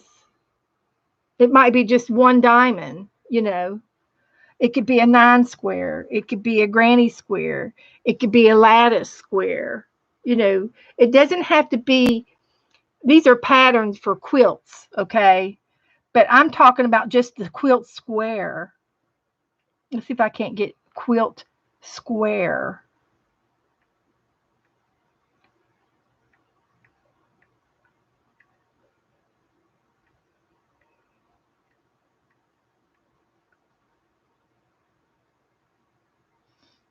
Like these. These are the quilt squares. This is what you're going to be making, something like this. But you can do whatever you want. If you want to put a picture, an applique on top of it. See, Violet, she could take one of her quilting square, one of her tatting or her crochet pieces, and put on top of it. She might make something like this and then put something on top of it. You could do it. She could do anything she wants. Crazy quilt designs. You can use what you have. If you don't have anything but black and green, then you make something with black and green. It just might be a simple black and green stripe. No big deal. You can use the sewing machine. You can stitch it by hand. But with a 6x6 piece, you could do it by hand. That's right, Vala. You're a big girl. You can do anything you want. And I'm just trying to tell you all that I'm going to do a scenery, and I've already got mine kind of started. And I want to do it online with you guys. So I won't work on it again. It's 9 o'clock. Now, what have I got through some of my stuff? Have I got through everything? I still want to do a pottery, and I still got to do a light box demo for our new. So I'm going to put this away, and I will work on this again either Thursday or Saturday, and I will do a little bit of it. And we will have, like, I'm sure they'll give us a month to get it fit, to get them done. I mean, it's not like we have to do it overnight. I could do it overnight. Don't challenge me. I could do it. But since I have so many things to do on my checklist, I want to move on because I've got 3 more things I want to do with you guys tonight. Exactly. Circles, triangles, squares, and you can either sew them down or you can glue them down. Whatever, you can trim it with some gold trimmings or with some ephemera. Like if you have any trimmings, like things like this, I could put, I could trim this around the edges if I wanted to, glue it down. Hi, Lisa. Are your ears burning? We're talking about our fabric squares. So Lisa's going to come on Thursday at noon Central, 1 o'clock Eastern. Is that correct, Lisa? Noon Central and 1 o'clock Eastern. Okay. And she's going to explain what a fabric journal is. It's made out of fabric. It's going to be soft. She's going to make it out of sheets, the book. And then we are to use a piece of felt as our base to make a 6x6 design. It could be sewed, it could be glued, it could be pinned, whatever you want to do to your square. And then this will be traded with someone else, and I will get theirs, and you put yours in your 6x6 booklet if you don't already have a fabric journal. I already have a fabric journal, so I'm going to use my big one. I'm going to put my piece in my big one because I want to. So I think that explains it. And I was going over, ideas of using what they have, Lisa. I said, go to your closet and find some rummage. You can find, and I encouraged them to even make a blue jean book. The pages would be nice and stiff that way. So this is just a template of 6x6 to cut my pages. So that's all I'm going to do to this tonight, and I will work on again Thursday, and I will start adding some things to mine. And I'm going to incorporate, Lisa, I'm going to incorporate a little bit of felting into my square, because that's what I like to do. It's a fabric, it's wool, it's what they use to make yarn and thread out of. So I'm going to use some of my wool fabrics, my wool pieces, and I'm going to use a little bit of felting mixed in with fabric. And I'm going to do some like, I can glue this down to tack it down, and then I can go back over the edges with a brown or black piece of thread and do a blanket stitch around here. That would look cute. So I get to, and if I want to add some beads, Cheryl's always saying, add beads to everything. I could add beads to everything. I love beads. Any fabric will work. I'm using a sheet because it's what I did in the one that I gave Becky. And most of us have an old sheet that we can use. And I know that my secondhand store down here is closed. They're not opening up. It's run by volunteers. So there you go. Joyce has an old sheet, and it doesn't matter what color it is because you're going to get another square from somebody else to put on that. So you really just need it to use it for your pages. So it doesn't matter what the sheet looks like. And if you want a tea dye or coffee dye or add other color to your sheet, you can do that too. You can use spray inks. You could use food coloring. You can do all kinds of things to your sheets. Just ask me how I know. So anyway, that's all I'm going to do on this tonight. I'm going to incorporate this tulip for some flowers. I got my tree. I'm going to give you, I'm going to break every rule. I'm going to tell you what I'm doing. I'm going to do a little cluster up here in the corner. One of the corners is going to have a cluster, and the cluster is going to be yellow material with a button in the middle of it, and it's going to be my sunshine.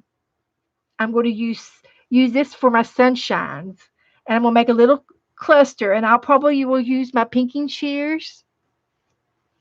And I'll find me a cute little pretty button. I got buttons.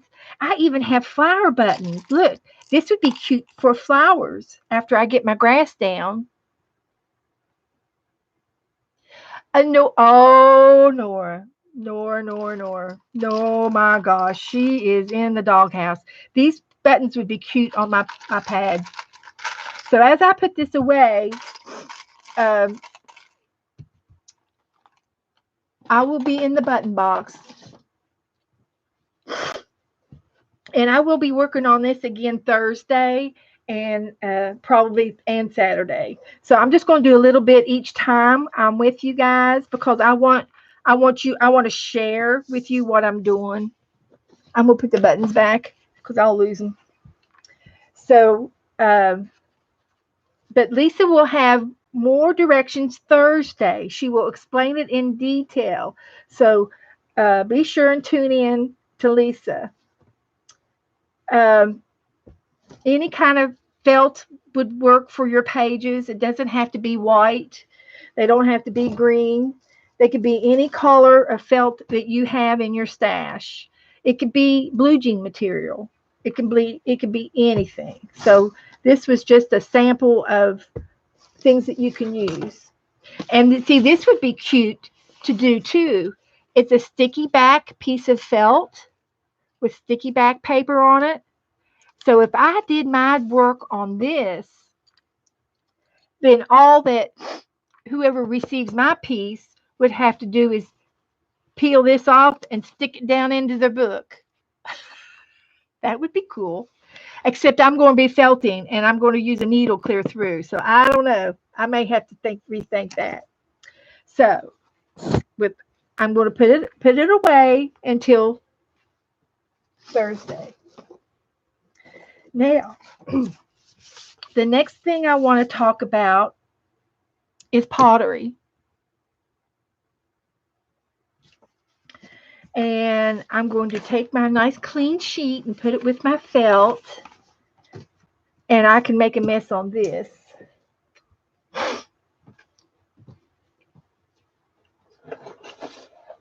So as you know, I got a new ornament cover from Teresa. And it goes over top of an ornament. And she was making them, and then the ornament would be hung on the tree. Okay? Well, I decided I was going to make my ornament, or my, I'm going to make a piece of pottery. And if you've been watching any of my videos, for the whole month of February and part of March, I have been doing more pottery. So I got me some clay, and I'm going to roll this out. And I don't know what I've done with my design. I think I saved it right here. Here it goes. So here's my idea of what I'm going to make. this is the lace top that I'm using, and I'm going to make a bell. I'm going to make a bell that's a dome-shaped bell, and it kind of looks like this. It's kind of long and tall, but the top of it's going to be circular, like a ball, like a bottom of a bowl. And then I'm going to have a hole that goes through to the inside of the bell, and then I will hang a string, and on the string will be a piece of pottery, and this will be up inside.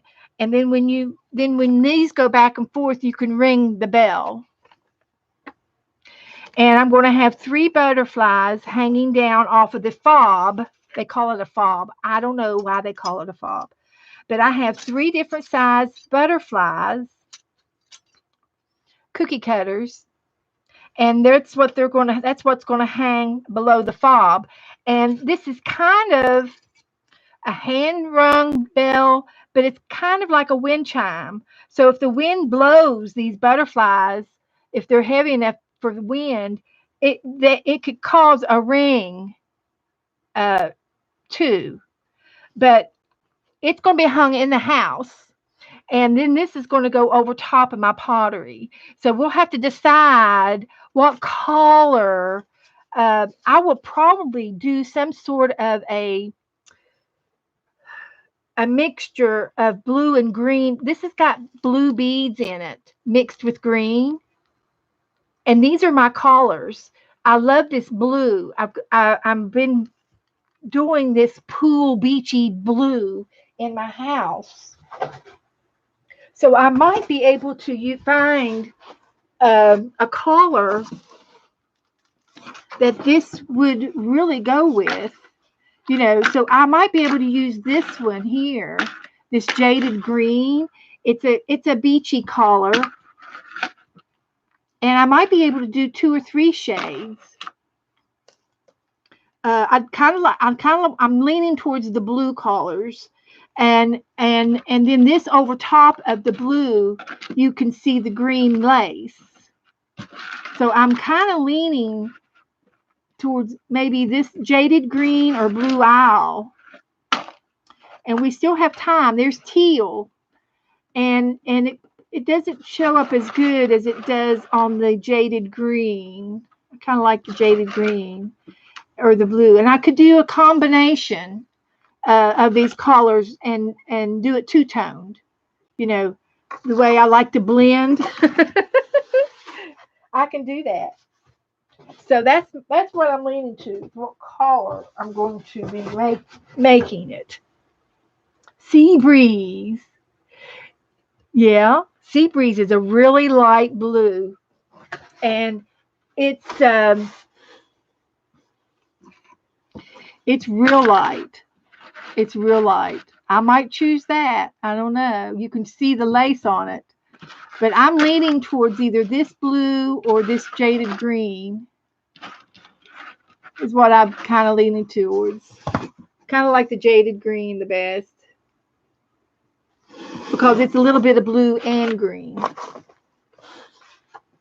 So, but first thing we got to do is to make the bell.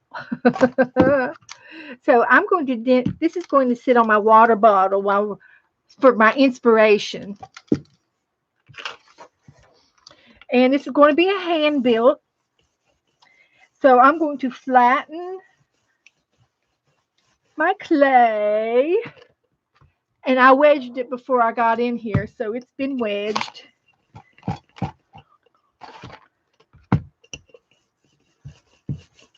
And it'll take me just a minute to get it flattened. And I'm going to take, and I've got either this or this. And I'm kind of leaning towards this, although this is cute too, for the pattern on the outside of my bell. I want a pattern on it.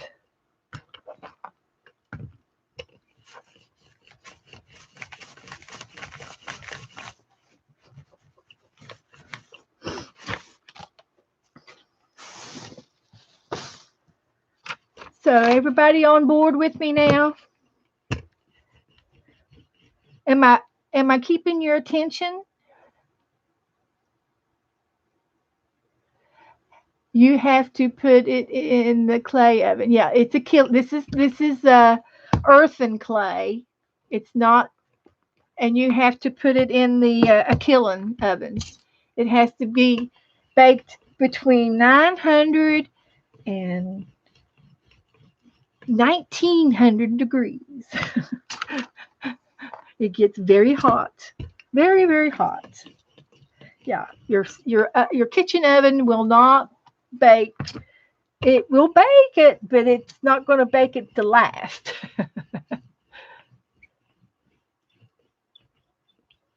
Oh, the terracotta clay.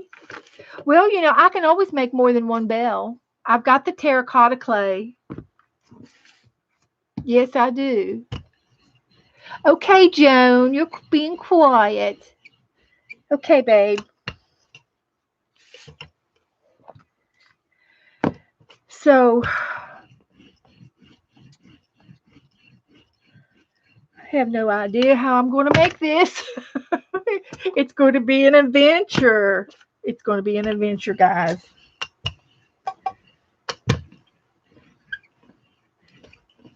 Because it's going to be domed. I have no clue. So I'm making it up as I go. There's no no wrong or right with clay. You can do anything you want. And I'm going to make, I think this is a good thickness too.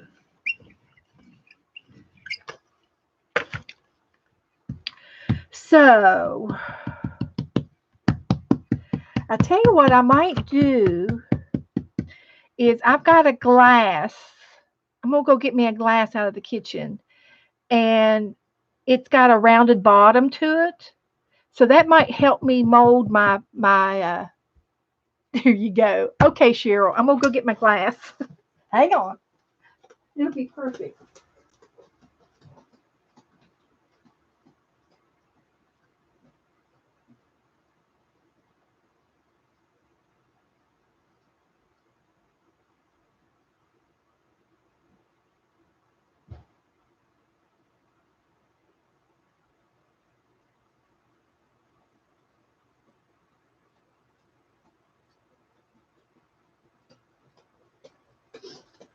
Something like this.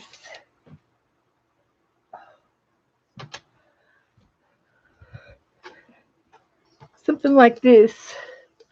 It's not quite as smooth, but it might help me out. So, what I want to do is, yeah, this is what I want. And we'll be using my spoon, my wooden spoon.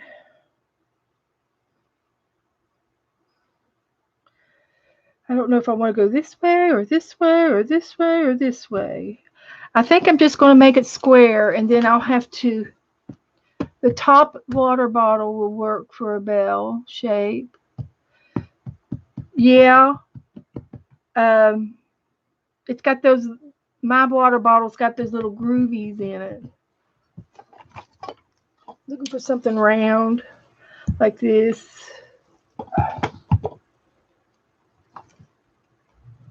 This is a water bottle that leaks. No, don't want that.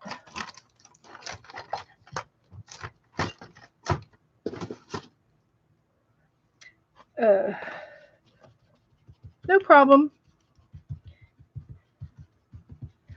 Little water won't hurt clay.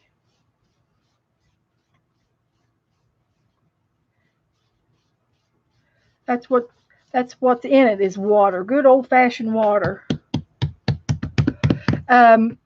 So anyway, I'm just going to take my ruler and I'm just going to eyeball it, and I'm going to take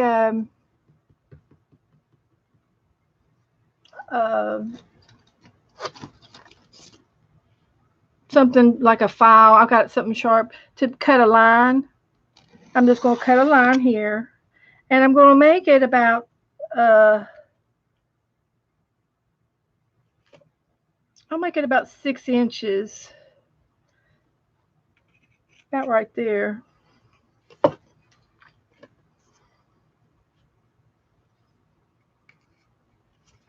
And but I'm going to dome the top, so I might cut some wedges out of it.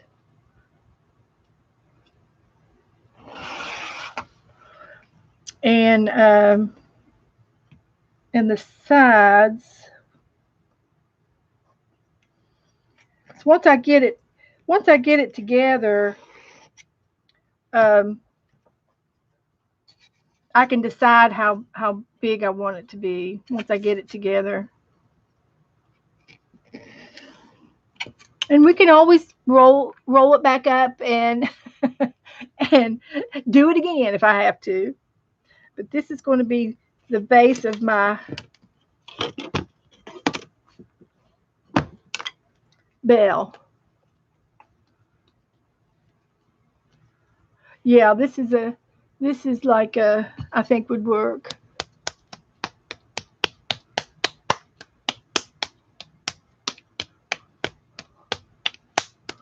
And I'll use this to cut my butterflies. And let's see how much this will go around. Oh, it's going to be too small. But we can fix that. I'll make it a little bit longer.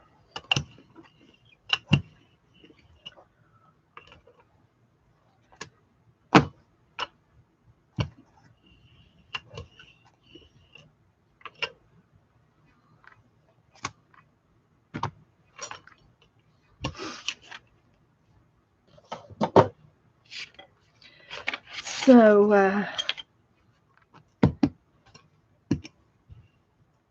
don't want that in there.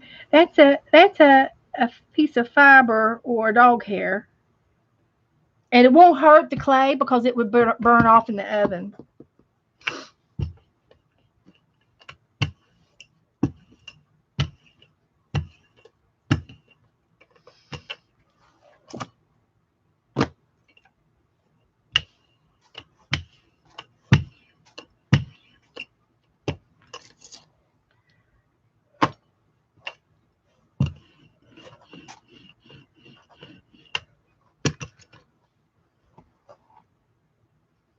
Try that.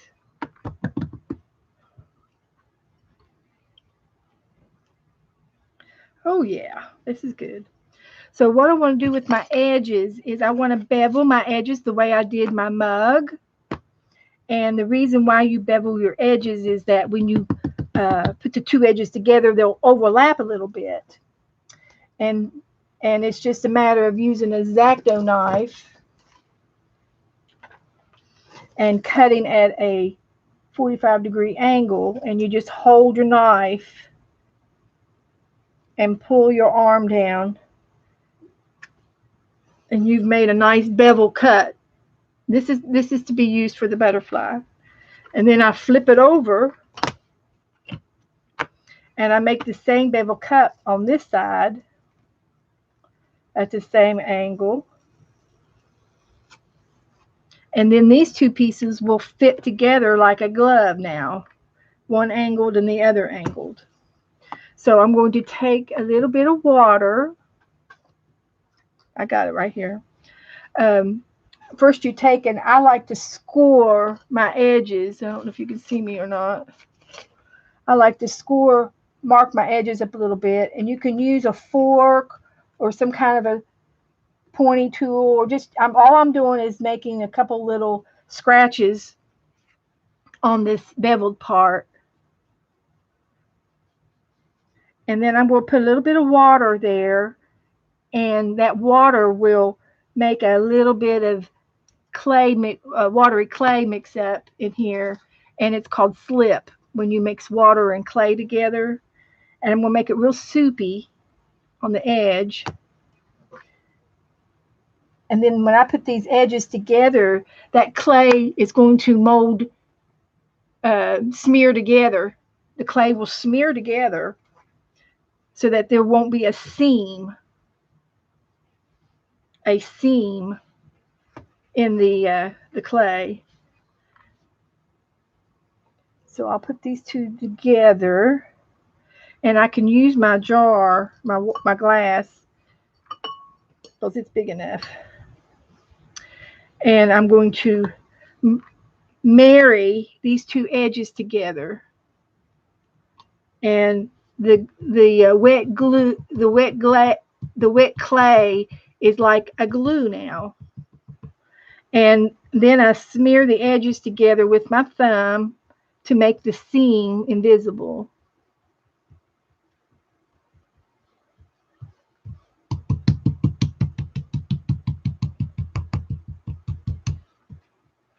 And then when you're doing a mug, it would be, up like this on the base. Well, this is not going to have a base. This is going to have a dome. And I married my clay to my glass. That's all right.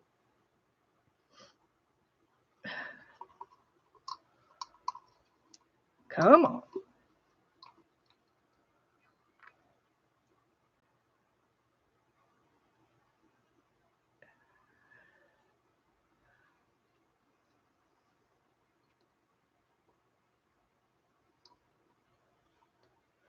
There we go. So I've got a tube, and I'm going to marry my edges on the inside of my tube. This might be our first draft, and I may end up smishing it all up and doing it again, because I've never done a bell like this before.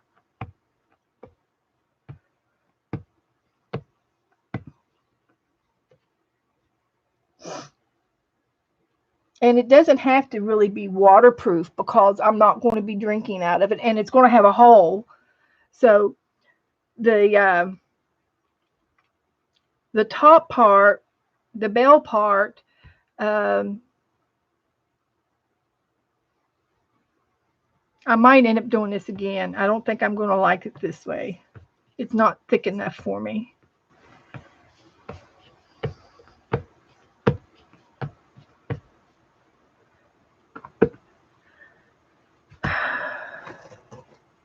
But that's the thing about clay, you don't have to give up.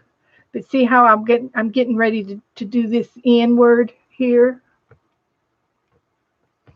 Now, if I did this on the wheel, I could do a cylinder on the wheel and then merge the bottom and create it and close it, and then cut the bottom off with the wire, and it probably would do a lot better if I did it that way.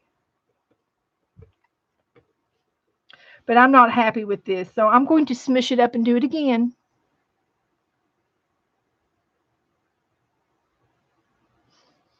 And this is how you do it.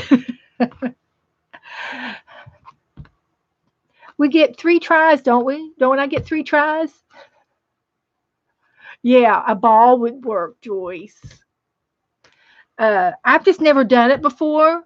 Hand built a bell before, and I've done the cone shaped bells, like an ice cream cone. I've made bells like that, but not the way this design is. So now I have to wedge my clay, and I'm going to use some more of this clay. Actually, this is already wedged. When you wedge your clay, you're kneading the clay, and you're giving it a little push, and it's pushing on the inside to merge any air bubbles out. And this is a feel.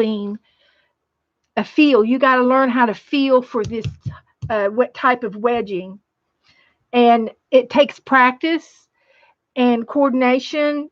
It's not really that hard, other than it takes a lot of energy out of you. Well, it's going to stick to the glass. I was going to use the glass to my benefit, but the clay is going to stick to the glass and it's not going to release. I need something like a canvas or a piece of fabric over it, but I'm not going to worry about that right now. I think I can do it if I had it a little bit thicker. I think I can do it, and I'll show you how. Um, but when I wedge this clay, I'm pushing it down and I'm kind of squishing it to a direction that the inside of it smears inside the ball. And this is called wedging. And you do it in a rotation and a force, and you end up making a small cone. And they talk about this little twist here, how it looks like after you do a big piece of clay, it looks like a horn or some kind of a cow horn or something. And they talk about how you wedge it and it wedges into a cone. And but I already wedged this outside in the garage before I brought it in. So all I'm going to do now, I'm just softening it up a little bit and I'm going to roll it out.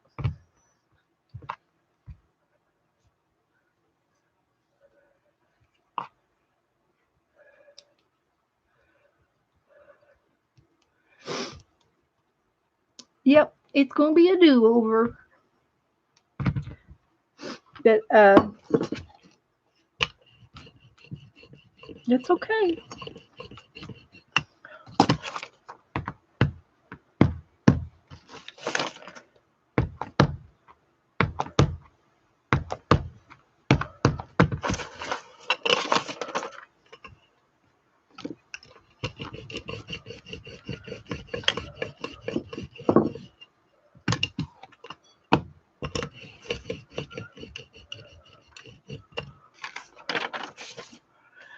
Well, let me finish my can.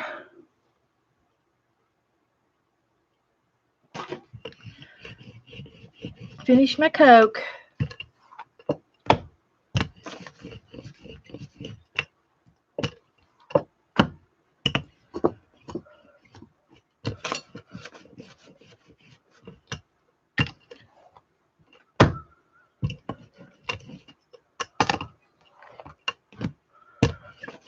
I don't know. I don't think I have enough clay now.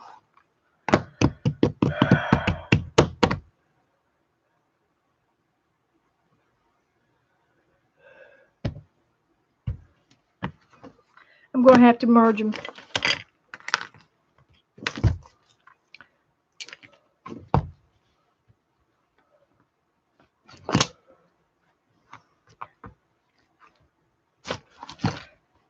So the idea when you knead your clay or wedge your clay, you're wedging the air out of it.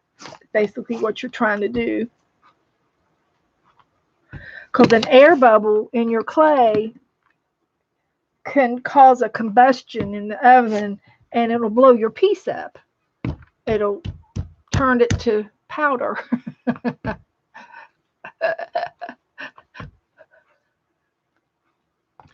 What can we make with ash?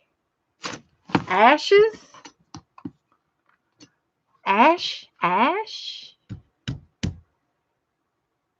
Here you go. Thank you, Mary. Yeah, lye soap. That's what they put in lye soap, Joyce.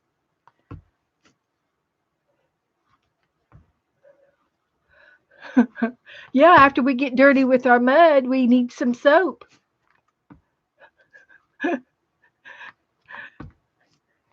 I haven't got into the soap making, but I did want to do candle making one time. And I got all the ingredients to do candle making, but I never did have the time to do it. I saved candle and I saved jars and cups and things to make candles out of.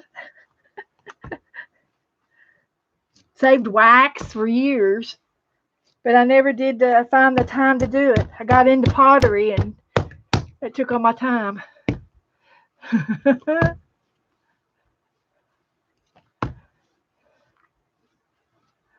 Yeah, you got to have some good hog fat, lard, to put in the lye soap. Never did understand that. I guess the ash adds like a scrubbing, soft scrub type feel.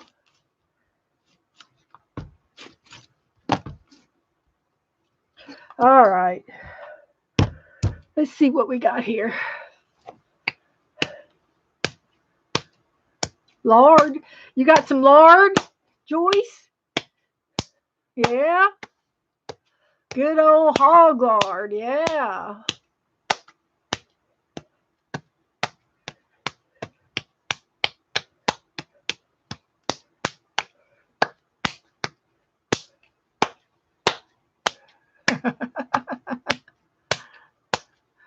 Me too, Cheryl. I just want the bacon. Give me the bacon.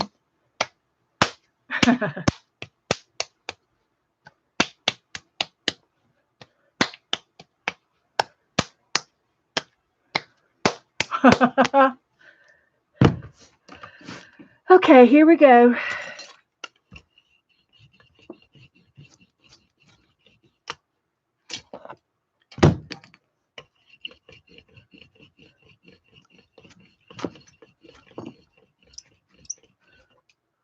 And you can see little bubble parts right here. And all you have to do is go over them like that. And then it'll come out when I roll it out. The air will come out.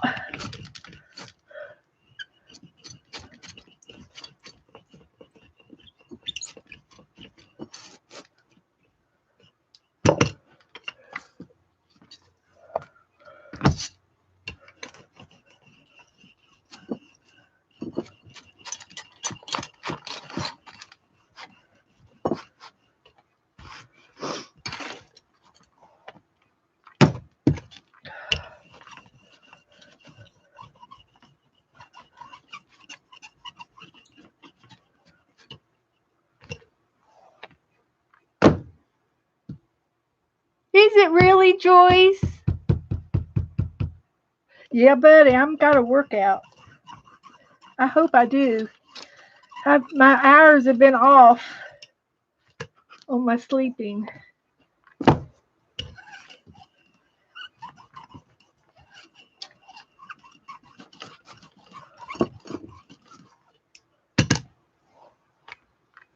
Okay, Lynn. Hi, Lynn. Okay, honey.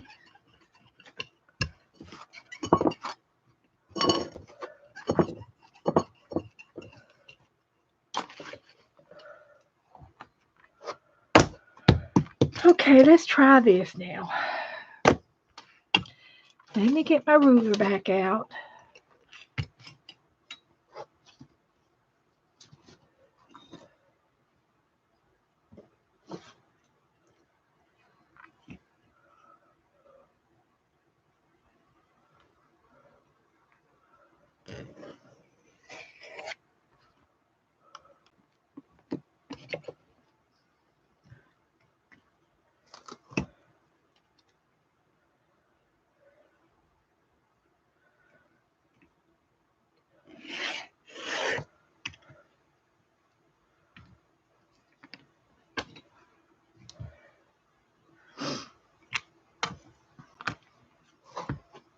Here, now we're talking. This is what we want. I want this thickness. I'm going to go ahead and bevel these two edges at the same time.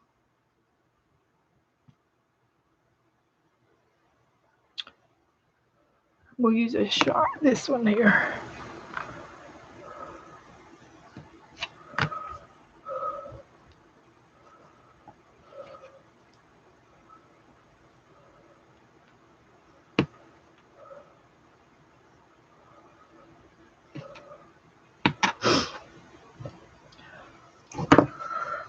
Then I can take and scratch that up. Scratch that up.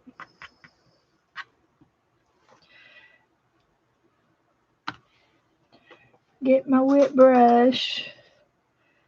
Give that a little bit of wetness. Give that a little bit of wetness. And then we'll marry them together.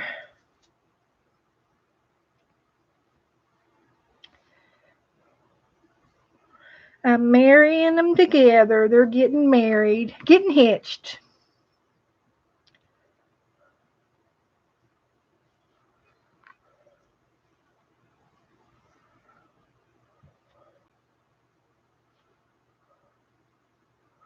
And then what I wanted to do is to sit this up on the edge like this.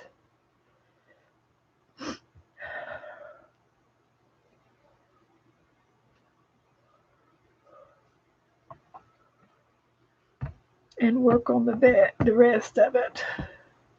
This is still thin over here, but I think I'll be able to work with it.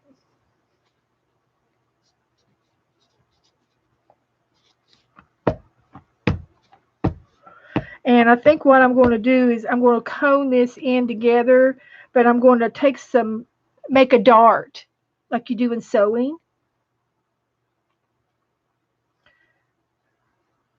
You know how you make a dart and you sort of cut that wedge off.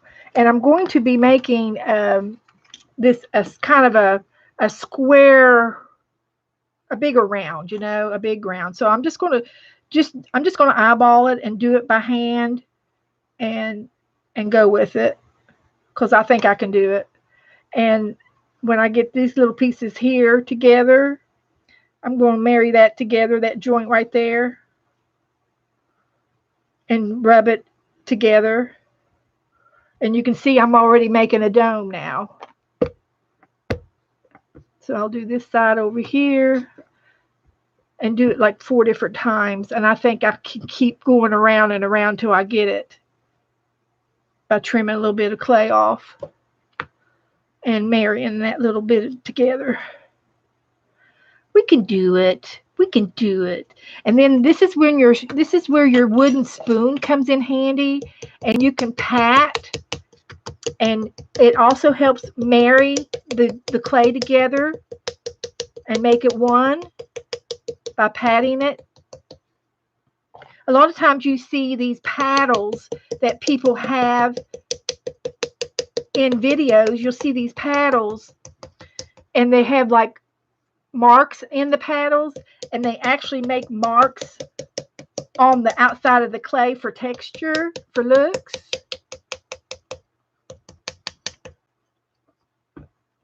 So you see how that's coming around now, making a dome? Playing patty cake.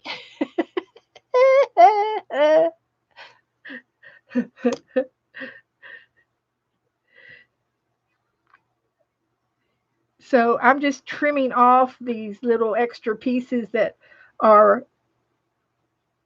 don't need. I can make it that thick in there, but it's just, I'm not going to. I'll just do it this way because I can. Yep. I'll marry that together.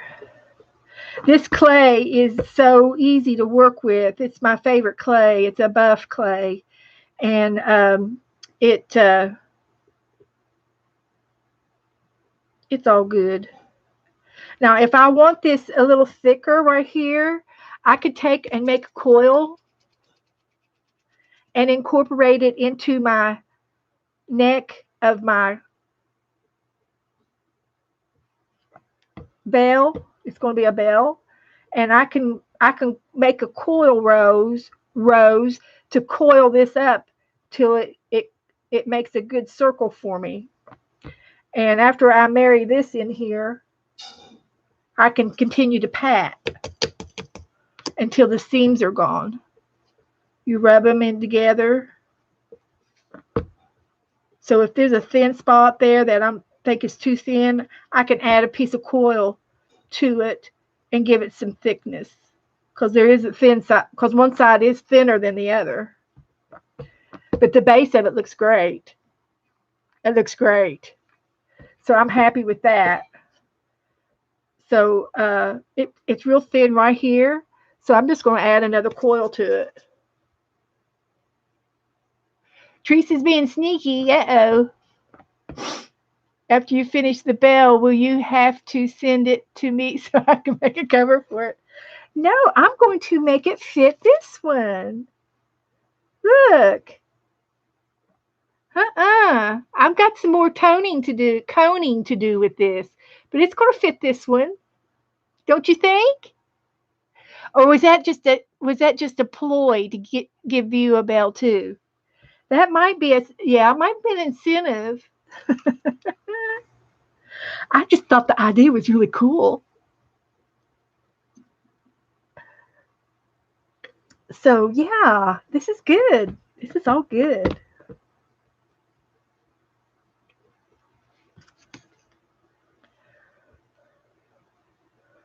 Uh-huh.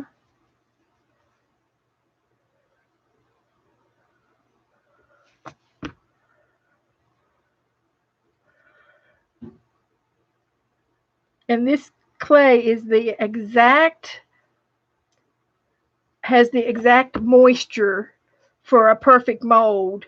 You know, sometimes your clay gets dried out and or it's too wet, and you have to let it dry out. Uh, if it's too soft, it wouldn't stand up like this. But that's why I made it thick as well. So I love it. I love it.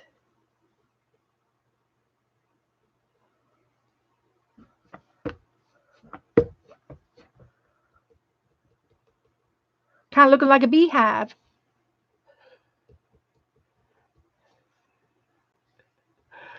Let's see if I done everything. The next thing we want to do, it's almost 10 o'clock. Okay. I'll quit at 10 o'clock on this, and because I'm almost done with it, all I'm going to do now is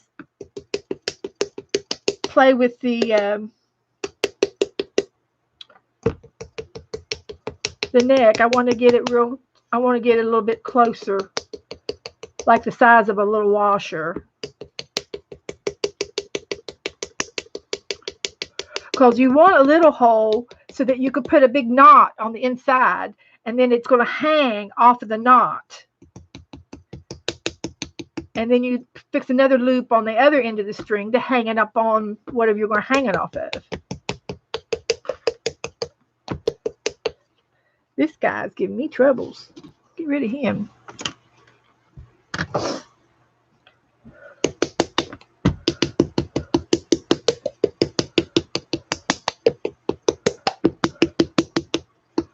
It's coming together, girls. We can do it.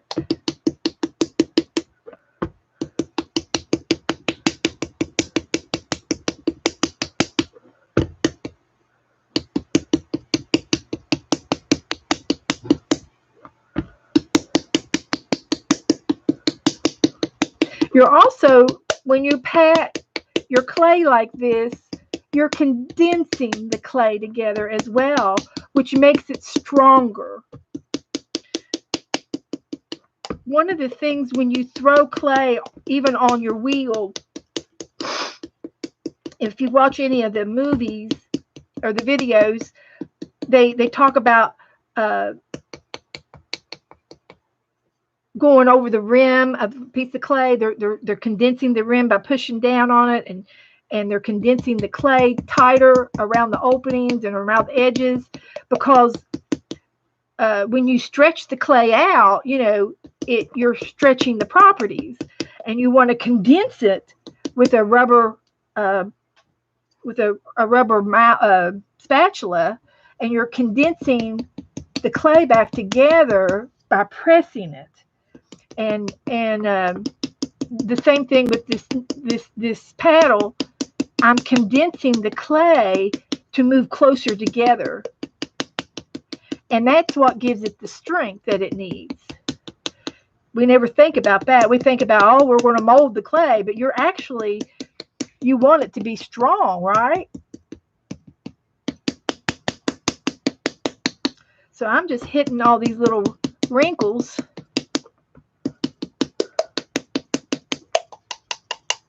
We're making music.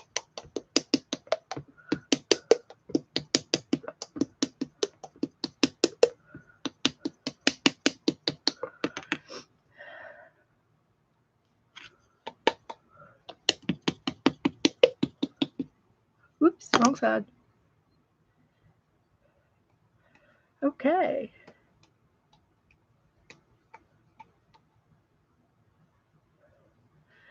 See if I can find see what it looks like on the inside.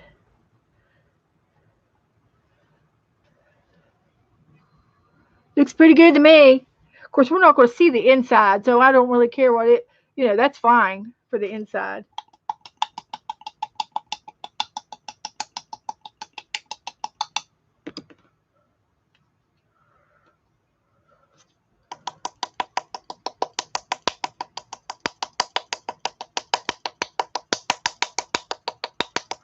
And then after this gets leather hard, I can sand it with a piece of sandpaper and make it real smooth. But I was going to try to roll it into that lace I have over here to make a pattern, but I'll give it a try. I'll try it. So I'm just going to shape this.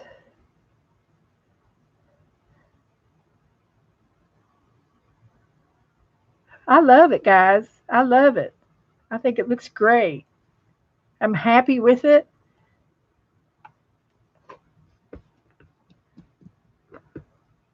And I was going to take this. I think this is going to be the better one to use.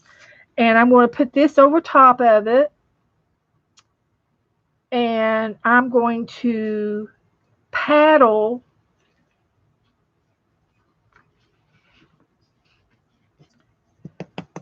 my lace on for a print. How about them apples? I might be able to just rub it.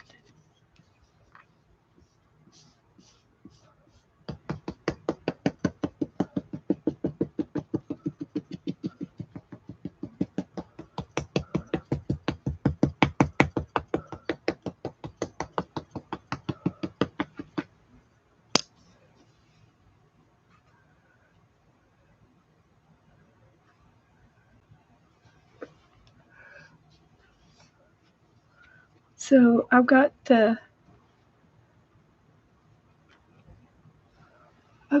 on there. Not too shabby. I'll do it over here now.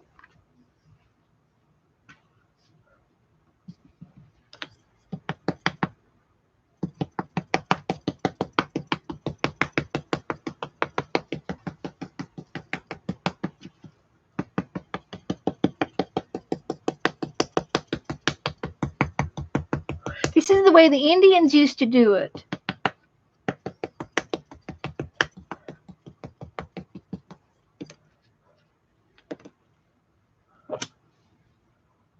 All right. Here we go, girls. We're getting it. We're getting it.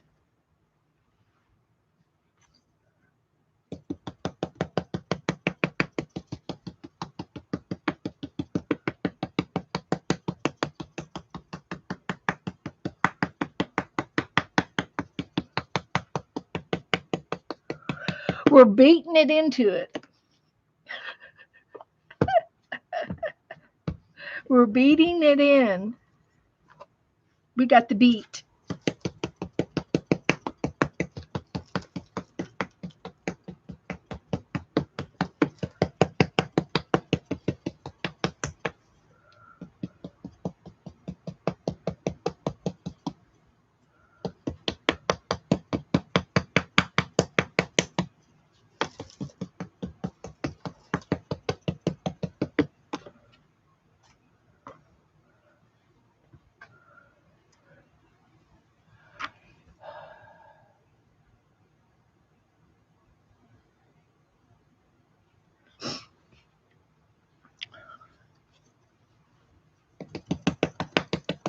I can't read chat. I'm busy. I got 4 minutes.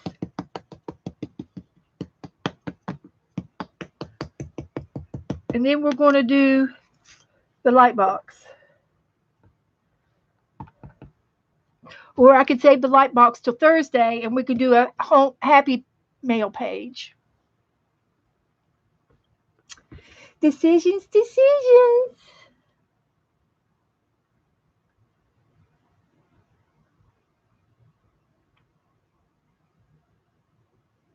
I'll let you all decide. The light box, I was going to trace a painting page that we're going to do when we start our acrylic painting soon.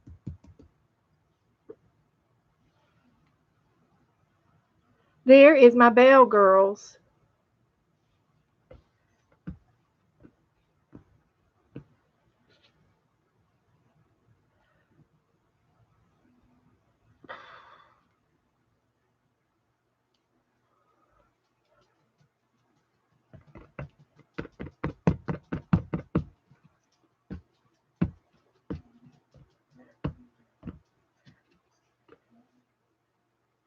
Yep.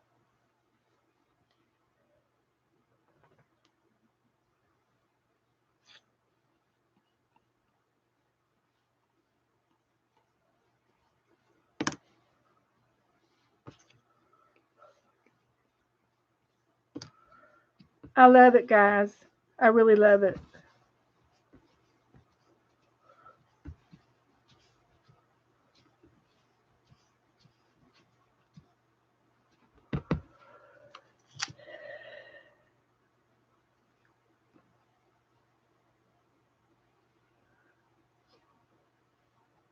So after it fires and burns and gets color on it, this is what it's going to kind of look like in the end.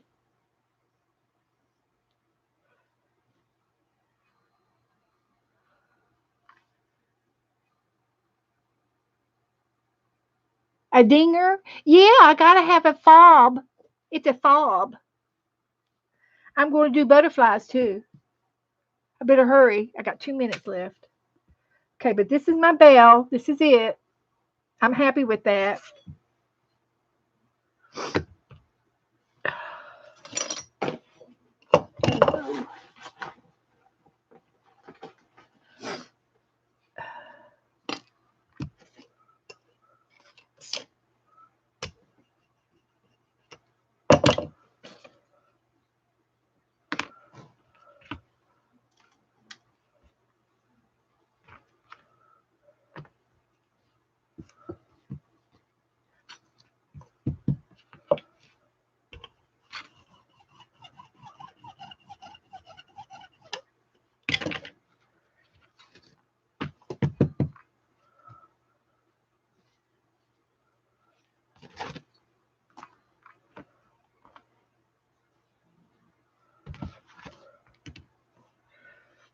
We can do it.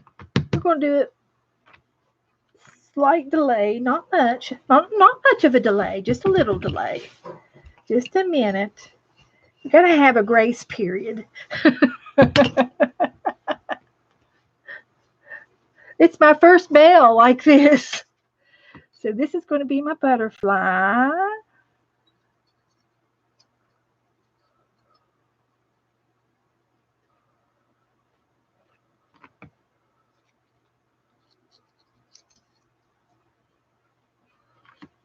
And here's my other butterfly.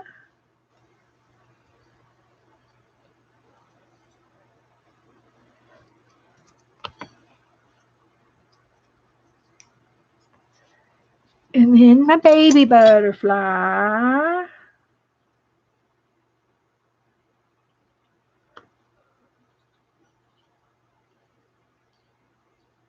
Oh, I forgot to tell you. I was while I'm finishing this up, I'll tell you what Nora did. I forgot to tell you. I was in the middle of telling you, and I got sidetracked. Nora is nicknamed Houdini. Her nickname is Houdini because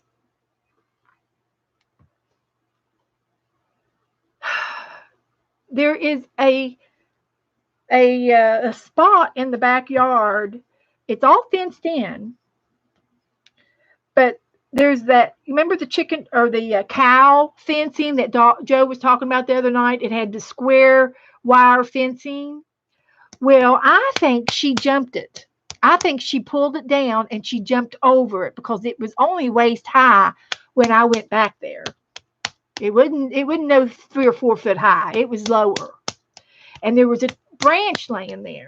And I think she jumped it and she got into the neighbor's yard. Well, my neighbor is a really cool guy, but he's got it all fenced in like Fort Knox over there. He's got the electric gate and all this jazz. And the next thing I knew, Abby was on the other side of the fence. Hi, Mark. We're playing with some pottery right now. So she's over there, and she won't come to me. Now, if she had come to me at that low part of the fence, I could have picked her up and got her back over. Well, she decided to run. So she ran all the way up to the front of the lot. And these are acre lots, okay? So I had to walk up to the front of the house and go out front. And she was up there in front of his garage. So I said, well, what am I going to do now? So I go back into the house, and of course, we're supposed to be quarantined, right? Well, Joe had gone to Home Depot.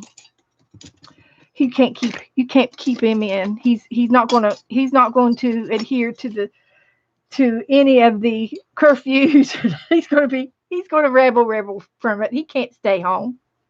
But he had to go and he went to buy fencing because we're putting up fence around the other side of the house, the fence in the backyard. So here she is on the other side of the fence, and I go in the house and I call Joe. And I said, you're not going to believe where Nora is. She's over in Rick's yard. And she says, the neighbor? And I said, yeah. She said, how do you get over there? And I said, well, I walked back there and that fence is there. And I said, I think she jumped that fence because it was bent down. It was an old fence. And it was just rotten. It's soft and rusty. And so anyway, so I said, well, he says, well, I'm checking out now. I'll be home in a minute. So I sat there for about 15 minutes and I said, well, I'm going to go back over there and see if she's still there and make sure she didn't escape into the next yard. I mean, she could have kept going for all I know. But the next yard is a farm, and she's got a horse. And the lady that lives over there with the horses, she has got 2 great big dogs, big barking dogs. And they're not pit bulls. They were bigger than pit bulls. They were bigger dogs. They were big dogs. And if her dogs got out, I got a hold of Nora, I guarantee you they would have tore her up, because she's just playing. She was just curious. And I thought, oh my gosh, she's already run away from home. And I said, oh my gosh, I haven't even got her new tags on her yet, because I was getting ready to order new tags today with her name on it and put my phone number on it. Well, the tag she's got on now has the foster mother's number on it. And I said, oh, it'd be embarrassing if somebody had to call her to say, I've got your dog, and here she let us adopt the dog. Anyway, so anyway, she's over there. And so I'm getting ready to go back outside to check on her to see where she is and to see what's going on. And she's at the back door. She jumped back across and came home. And she was just all puppy-like. And I thought, what in the tarnation? She comes running in the house, lapping up her water. And I I fooled you. I played hide and seek and I won. It was hilarious. It was hilarious. So how could I get mad at her? I couldn't scold her.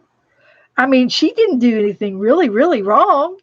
She didn't know she wasn't supposed to jump that fence. Oh my gosh.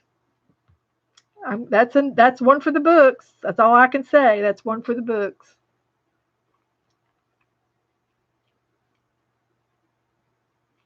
But my neighbor, he'll be calling because uh, he's got a camera system up over there that he uh, surveillance, and he can look at it on his phone. So if he looked at his camera surveillance, then he probably saw that little black dog running around over there. And she's not afraid. She's not afraid to jump and run or anything like that. And excuse me, he's got a truck over there, just a regular. I don't know what kind it is. It's like an S10 or something, but it's a it's a nice truck, and it's kind of got big tires on it. And she goes under the truck on one side, the passenger side, and comes out on the driver's side. No fear of running underneath that truck. Hadn't that could care less if it was a truck. Now Abby, she would have been scared to death to even attempt to go near the truck. It was crazy, I'm telling you. Here she comes. So anyway, I made a couple of fobs. These are going. One of these is going to go on the inside, and it's going to actually ring against the bell. And then these are going to dangle below the fob in a chain. In a chain.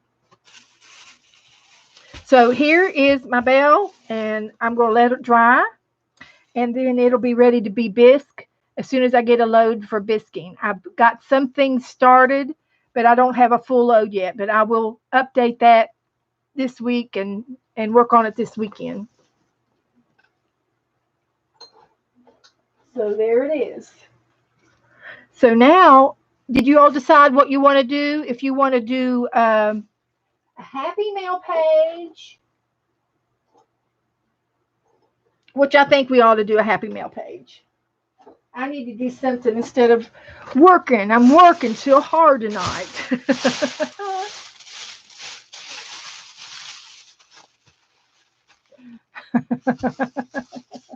There you go. It was funny. It was funny. Let me tell you. Hilarious.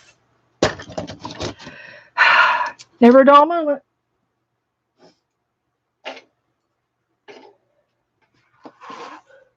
Happy Mail page. Okay. Since I got some Happy Mail. And we'll since I'm running out of time, it's 10 o'clock. I'll have time to do a Happy Mail page because it'll take me. I say I can do it in 15 minutes, but it always takes me about a half hour time I get going on it. You know me. I get waylaid. So, who all's left in here? It's either going to be Teresa's, Sharon's, or Violet's Happy Mail page. Or I could do all three. I could do a little bit of all three. I'll do a double page spread and put all three of them on. I can do that.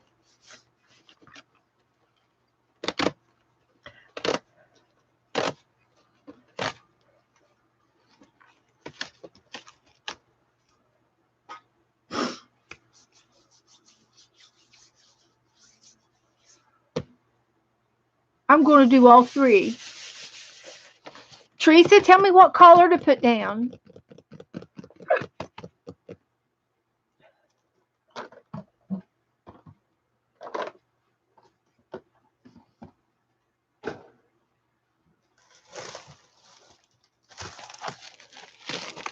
Cool beans. Yeah, I'm going to put all y'all's Happy Mail on it. Blues. Okay, I'll do blues.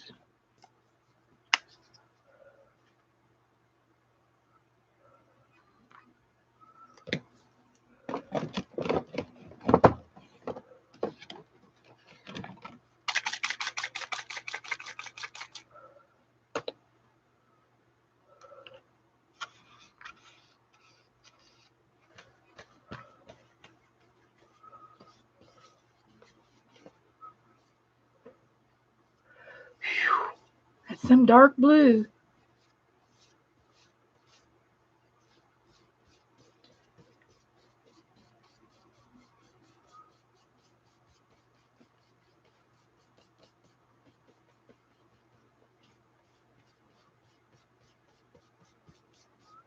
So is everybody happy tonight? Is everybody doing okay? I have not paid much attention to chat. I've been too busy. If you all need anything, you can just message me. Just message me.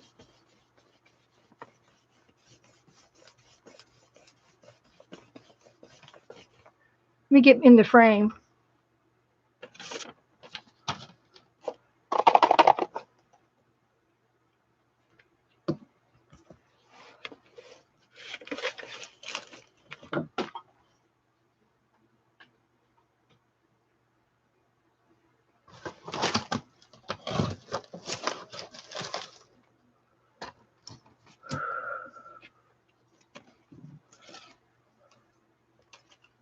I got these little leftovers over here. I can use these too, since I used them on my box. Might as well. We can do that.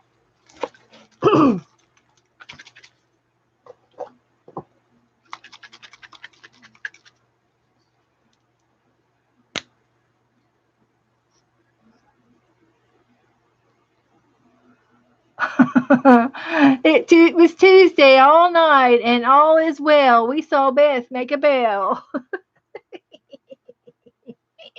I love it, Teresa. I mean, Cheryl. I love it. Love it. I'll write it down.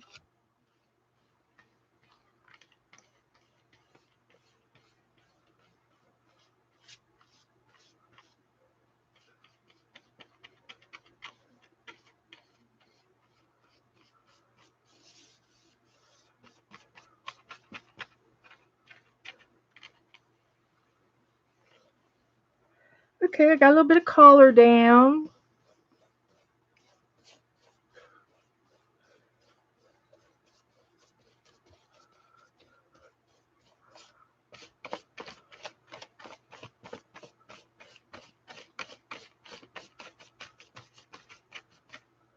Okay.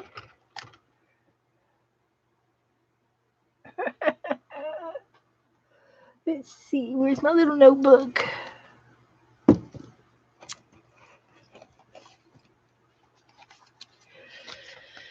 Oh, let's see here.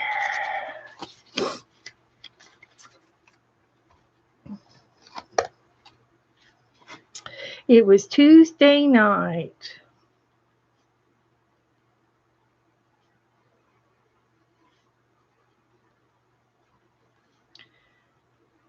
And all is well.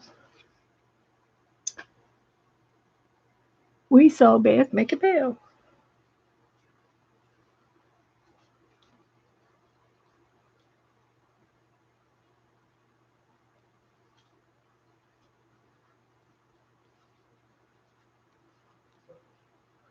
And today is the 17th, so today is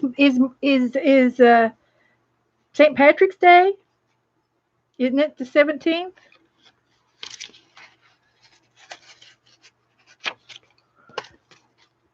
Okay, I got the poem.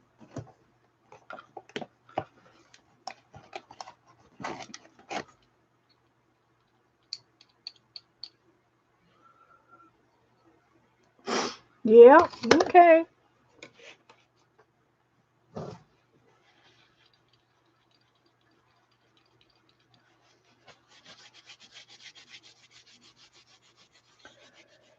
Well, now let's see what we got to work with. This was already on my desk, so I think I'm going to use it. I got to clean my brush out and put it back in the glue. Got to have a glue brush now.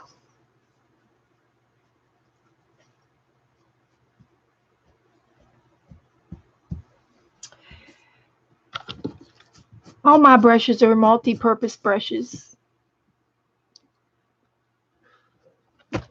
Well, shoot, I can't get the lid off. There it goes.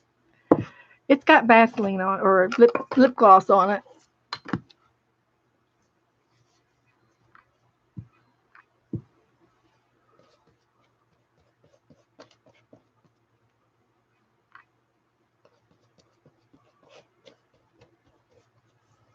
All right, there's the first. Oh, extra texture. Little bit of blue.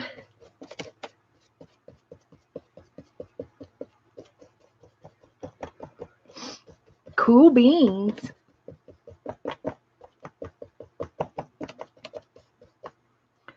Okay, now let's see what we got in Teresa's folder. Oh, she's got all these little cutouts.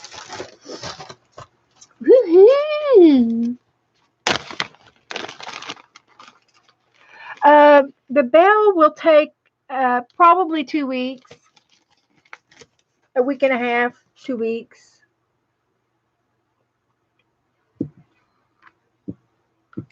Maybe I better get a few things out from Sharon's and the others too, because I want to use some of this. This pear was so cute. I'll use that one. And this here, these were cute.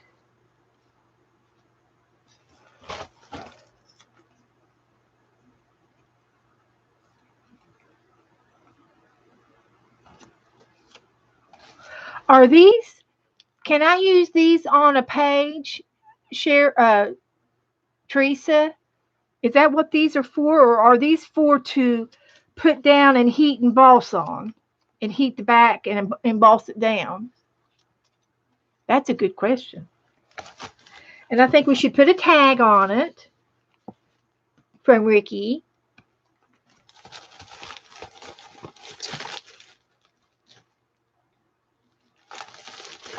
Oh, we got to use this too for my new ruler. Right, they're not stickers. Okay, as is. Okay. I didn't know if it went this way and heat and emboss on. You know, sometimes you have you iron it on hot. Okay, good. I love this. This is so cute.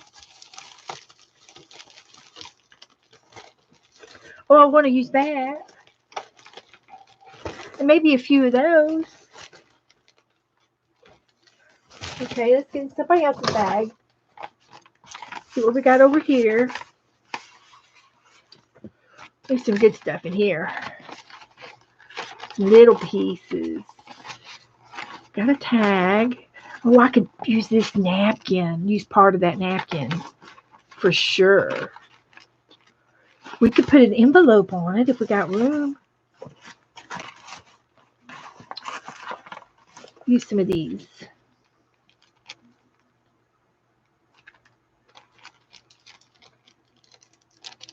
Yeah, they're heat embossed on here already. Okay.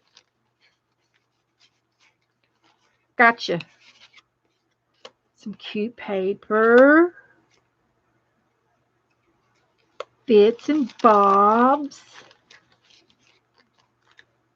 Over easy. Over easy. Well, I like my eggs. I like that one. Okay, let's use those there. And one of these. We got plenty. We got plenty. Ooh, that one's pretty.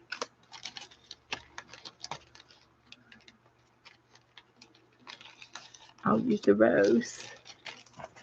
All right, all right, all right. And she's got some more paper we could use if we need to. I'll think about that. See what I can do. That might be pretty with the butterfly. All right. And let's see. Where's what's Violet got in here? Oh, she had something in here. I can use this. Violet sent me this. I could put the poem on here. I'll write the poem on here. Bright idea. I have a pen.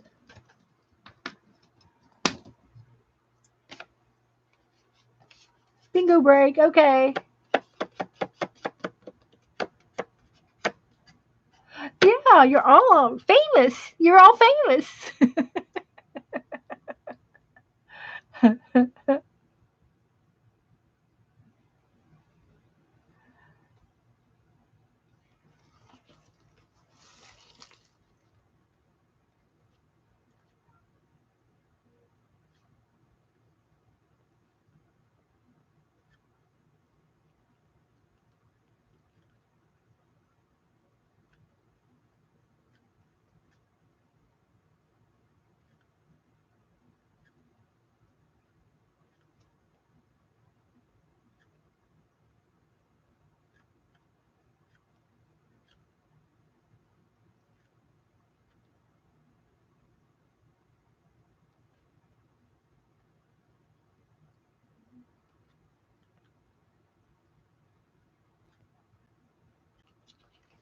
Okay.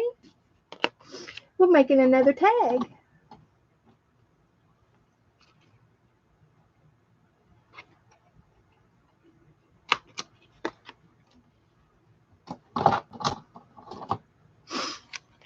Okay. I'm going to put the napkin down first. Napkin first. Hi, Abby. Sit down. Lay down, baby. Lay down.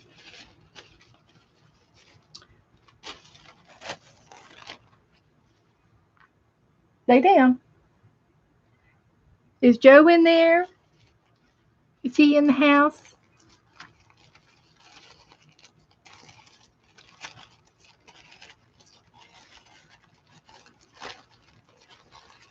Lay down.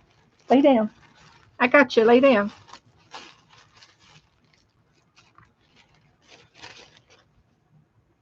Okay. I did. I do have your initials on them, Joy. Violet. I do. Got you covered.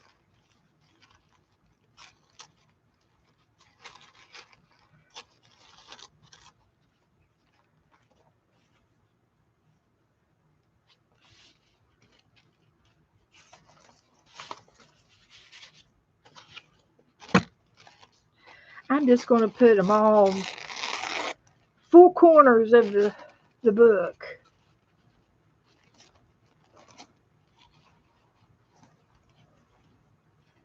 Something like that.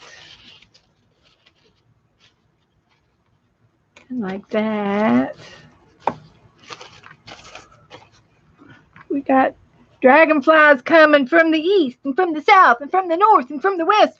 We got black dragonflies coming in.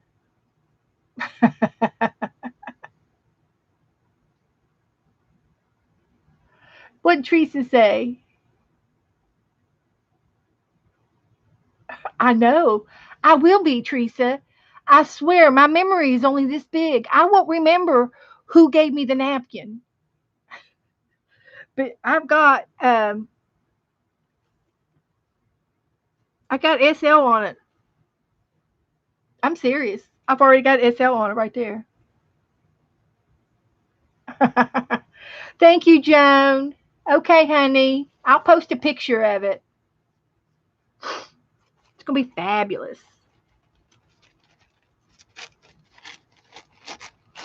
You're right. I will be asking. Now, who gave me this? Which one of y'all did this? One of y'all gave it to me. One of y'all did it. You're right. Absolutely right. You know me too well.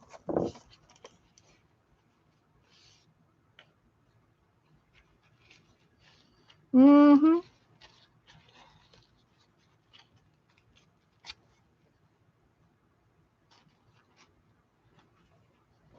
I'm not going to have them all flying into the center. It looks weird. So I'll have this one going out and this one going in.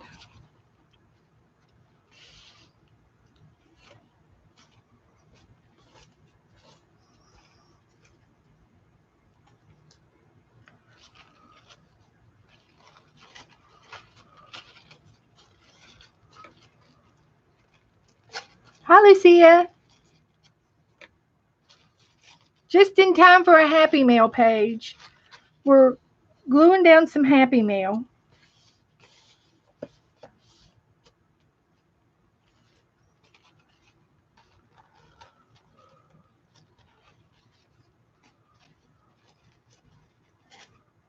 That's what we're doing.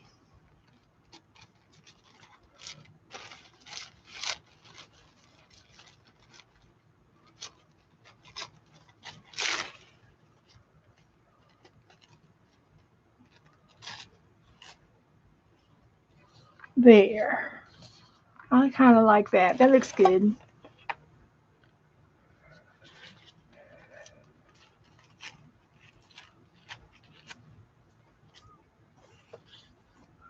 A little ripped up more. There you go.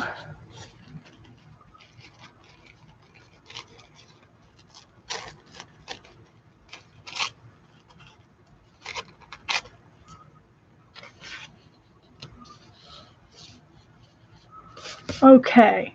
Let me get some glue down.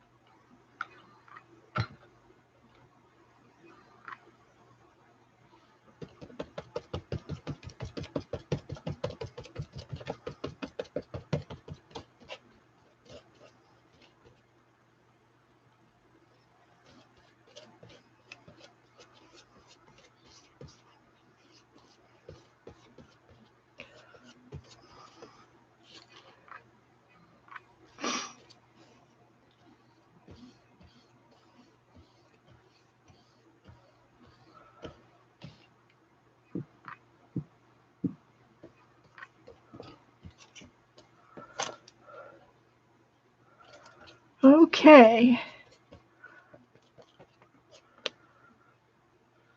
Here's the napkin.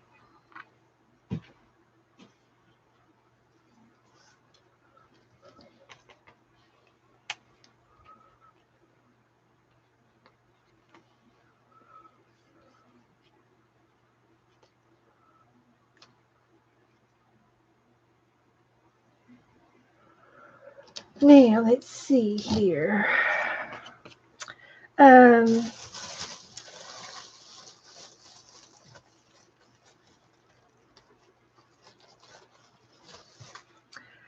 got that. This was a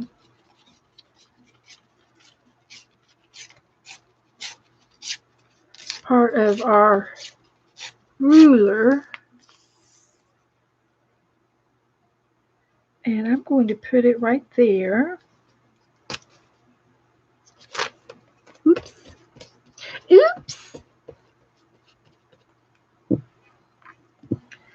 I'm just going to slap it all down. And then I'm going to go over it with some paint.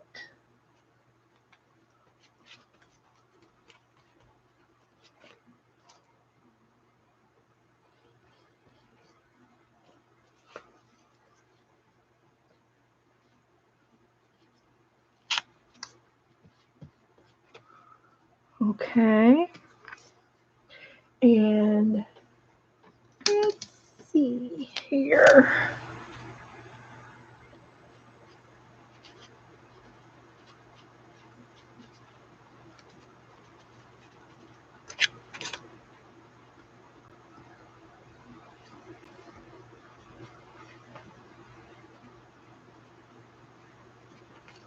All right. Okay, let's see now. What else have I got? I really like these guys. I might have to put the pear in the doily. I can fussy cut these, or at least make them rounder.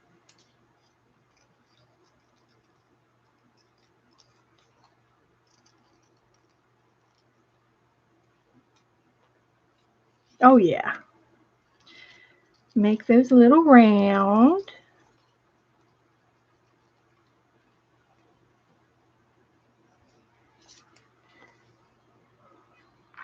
And I got this cute little butterfly.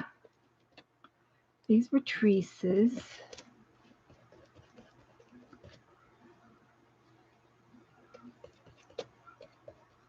Cute pair. Hey, get back there.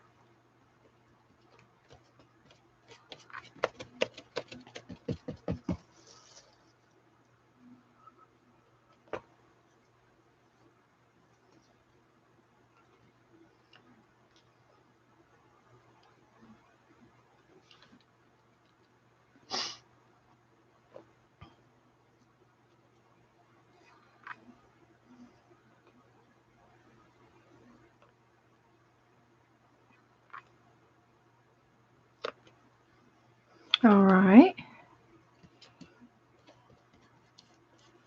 Cute. That looks nice.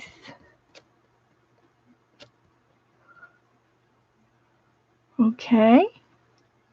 Then I was going to add some of this stuff and do little clusters. Little bird cage.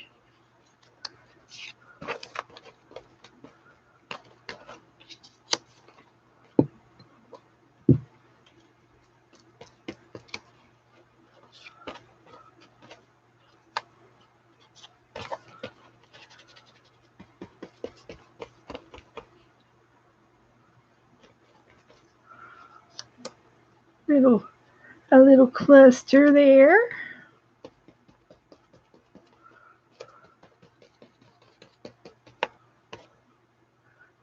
There. And let's see, got another one. See, those were help.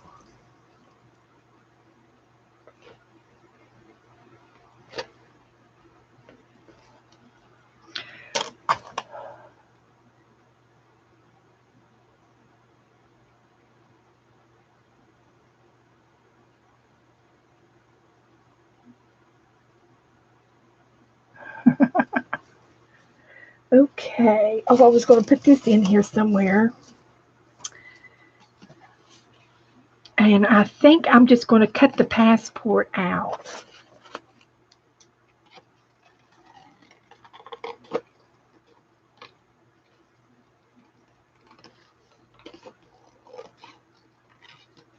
And it's kind of a gold color, and so it matches the napkin real good.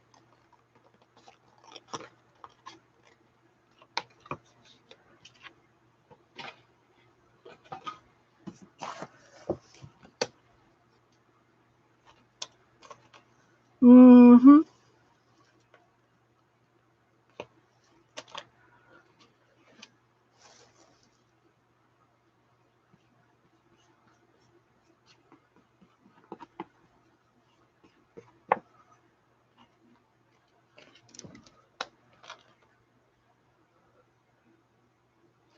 And I think I'm going to swipe one of Violet's, one of her postcards. So which one should we pick? Let's see. This one says, "May Easter with its wealth of cheer and skies of smiling blue stay in your heart all through the year. This is my wish for you." This is an Easter card. This one says, "Birthday wishes," but oh, look at those flowers. Oh, I have to make that a tip in. April the 23rd, 1913. Look at that fancy writing. People don't write like that anymore. We wish you a happy birthday and more of to come from, and more, from mother and father. Wow, that one's a good one.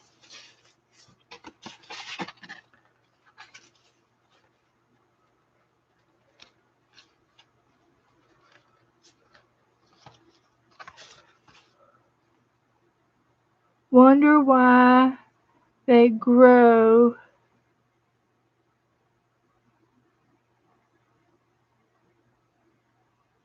trees so near the road. They had a car wreck. 1909. Birthday greetings.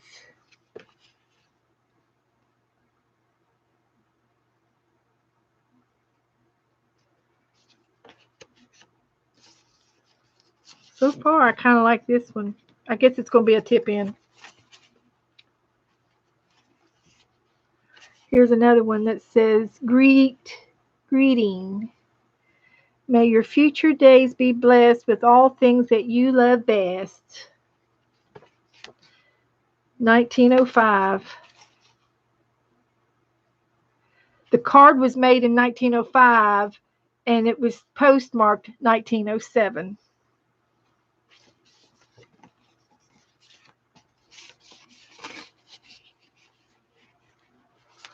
Okay, I'm just going to go ahead and pick this one out. It's my first pick. Thank you, Violet.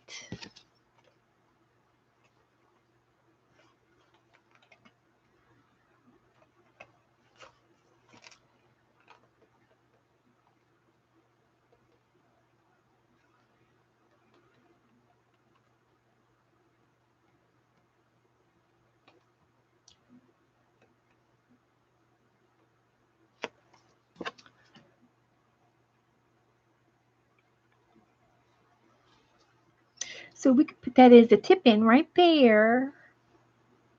It won't block too much. And I've got some really cool blue tape right there. How about that?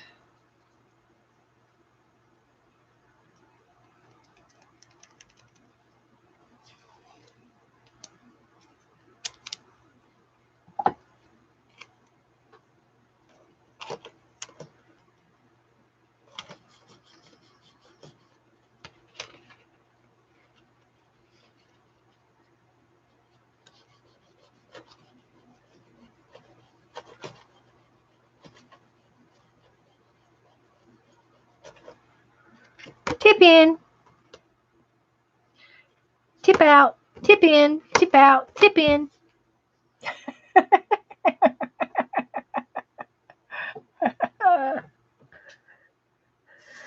Now we got a tag from Violet too. So I have to put a bow on it. And this is from Ricky. I could put it on the back of Ricky's card. I can make some more, use some more washi tape.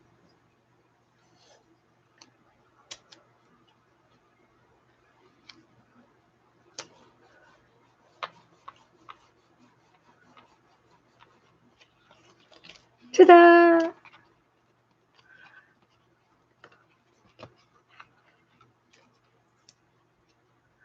And I think I will poke a hole. We'll poke a hole. See what's on the other side. Oh, it's doable. That page won't mind. It's not going to hurt. It's not going to hurt for very long.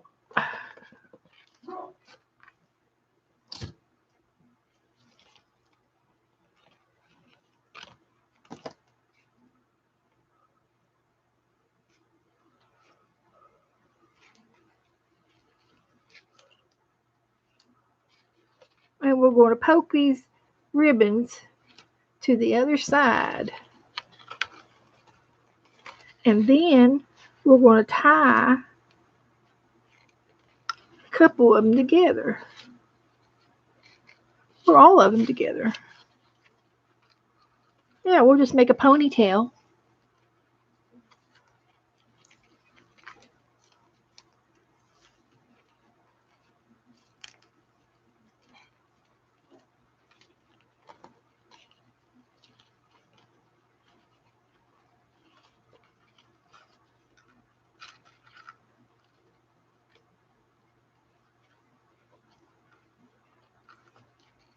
There. Okay. I got Ricky in here.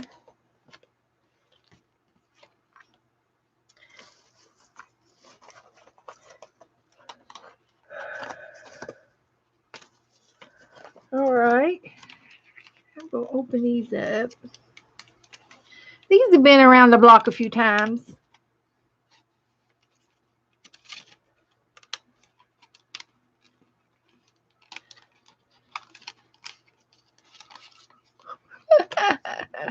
See if they still stick. They do. Cool. Look here, Joe, at my Happy Meal. Happy Meal. Yeah, remember the Happy Meal I showed you? Mm-hmm. Well, here it all is. Here's one of the postcards. Oh. And I've got everybody's initial. Sharon gave me the napkin. Thank you, Sharon. And Violet gave me the postcard. Thank you, And a Violet. tag. And Ricky gave me a tag. Oh, thank you. That's Teresa's husband. Oh. He ate the candy bar. Uh-huh. And Teresa made the tag. I can understand that. Mm-hmm.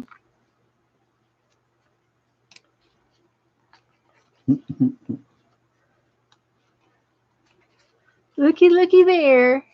Everybody saying hi, Joe. Hello, hello. Hello, hello. Teresa, Cheryl. Cheryl. Mm-hmm. I think I will have to put a little bit of glue on top of these. Yeah. They're old.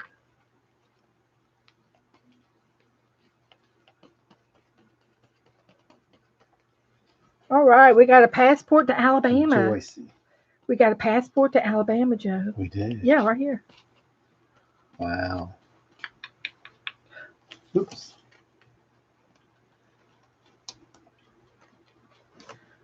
Okay. Let me see what else I can find. I can put a few more things on here.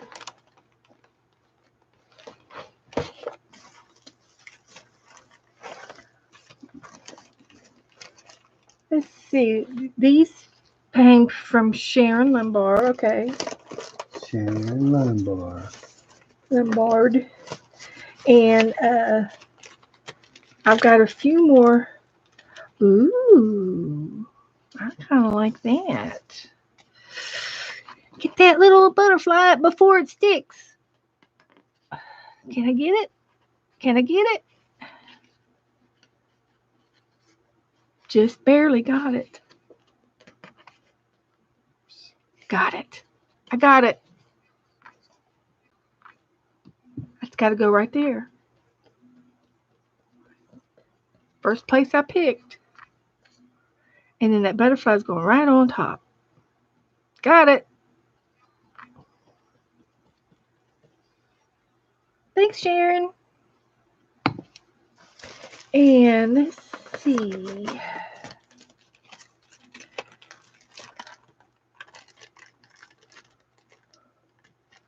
Got some clusters. Oh, there's some flowers.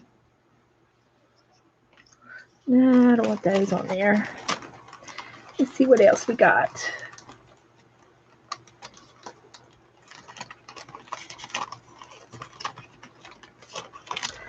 Okay, that's good. That's good. Let me see. Teresa's got another bag full of stuff here. Just take a quick look here. I could put a butterfly. Ooh.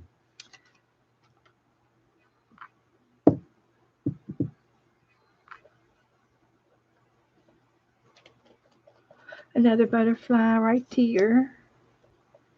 East Tennessee, huh?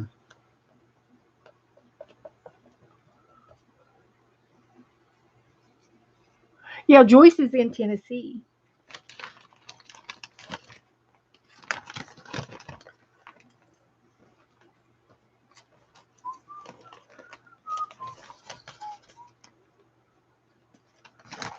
These are cute. Look at those. Mm-hmm. Put some more flowers on there.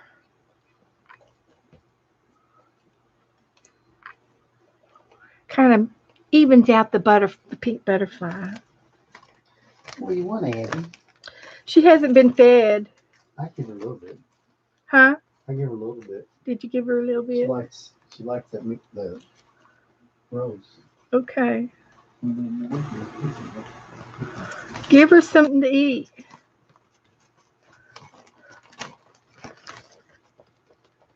Cute, cute, cute, cute, cute. Isn't that cute? Okay. What else, guys? Some music paper down there.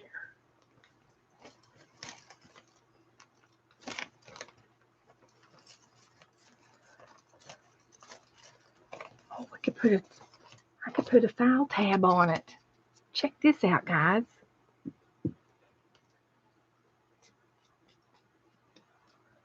I could put a page turner on this page.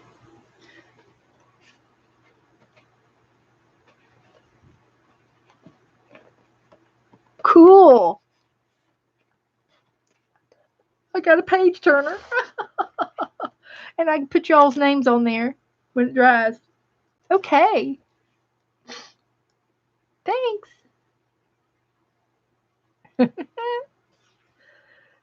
Okay.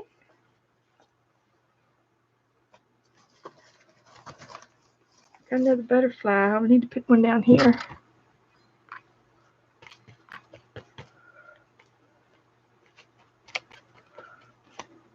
Ooh, a star. He popped out of there on his own. We're just going to have to add him to the collection. Can't show favorites.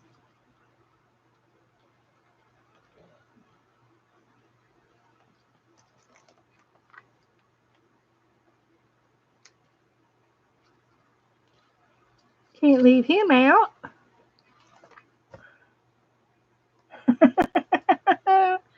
Yeah, Teresa made me the tag, but Ricky ate the mounds. Uh-huh. We've got the proof right here.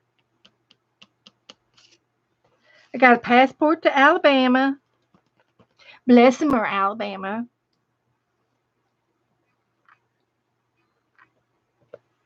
Okay, guys, I think that's kind of thinking what else I could use, what else I could do. I could put some more sparkles on it.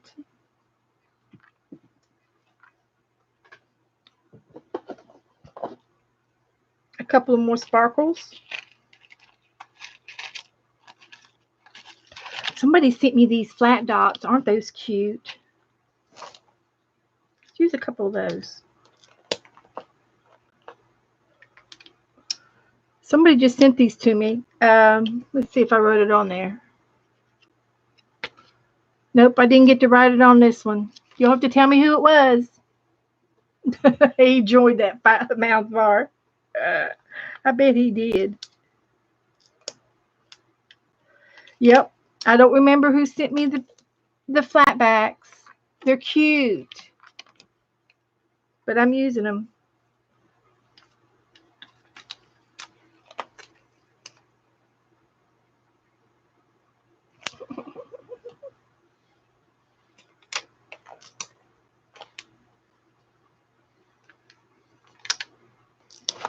Okay, I think that's it. That's the icing.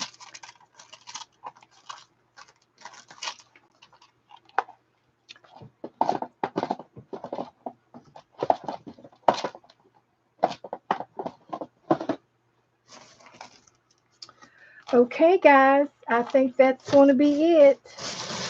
We've done a lot tonight. We talked about a lot tonight. If you have any questions, I will probably be going over it again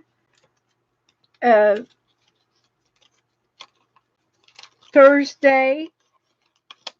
And if you have any more questions, I was going to put some of these down from our ACT box. Got some leftover roses. So, yes, everybody, I appreciate y'all coming in and hanging out with me. It's a lot of fun. I can't do it without you. It's no fun by myself. It's just no fun. And we got a lot done.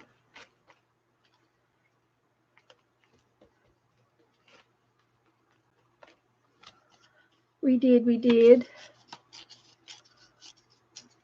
Got to use all this pretty paper.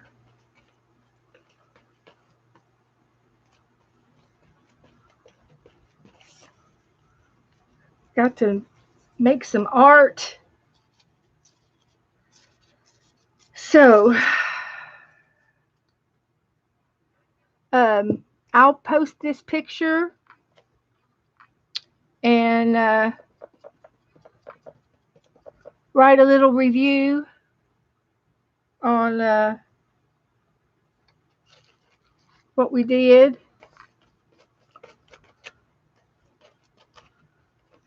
And we'll pick it up again Thursday. And what we don't get done Thursday, we'll do it Saturday.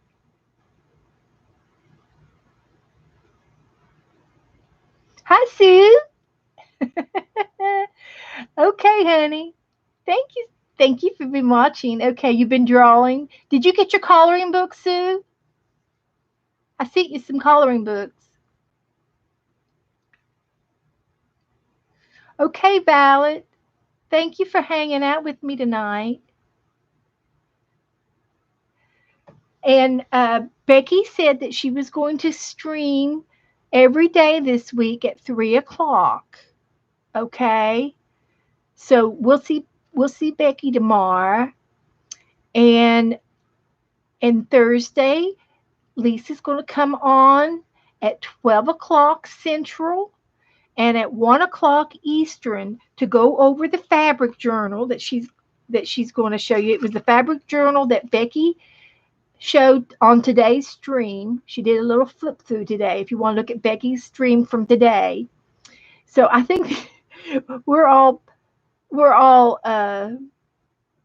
piggybacking everybody, and we're doing a good job loving on everybody. Don't you think? We got to thank Lisa and Becky and Mary and some of the other girls that Tanya would do. She'd be online if she was home. If she's not home yet, she's supposed to be coming back home, and I'm sure she'll be back on, and she'll be in the chat rooms with us too all week. So you guys have a good evening. Turn the TV off and go to bed. It's going to be okay in the morning. And I know that they're sharing the news, and I really, we got to listen to the news, but we got to keep our sanity too. So, okay, Lynn. Good night, Lynn. Thanks for everybody for coming in and spending the evening with me. And yep. Of course, I don't mind being quarantined. I love it. I like staying at home. So I want y'all to be powerful women this week, okay? This is my Power Woman. I'm going to put this in my Power Woman book. I'll get it out for Thursday, and we'll do a flip through the Power Women and remind us how powerful we are. Yeah. Okay? So you guys, good night, and I'll post some pictures for you. Let me show you the bell real quick.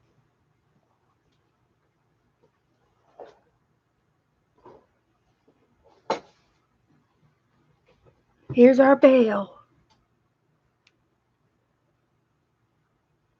My first big oval bell. It's my first one. It's got character. So good night, guys. Have a good evening. Let me put this box in here. And this woman, I'll take a picture of that.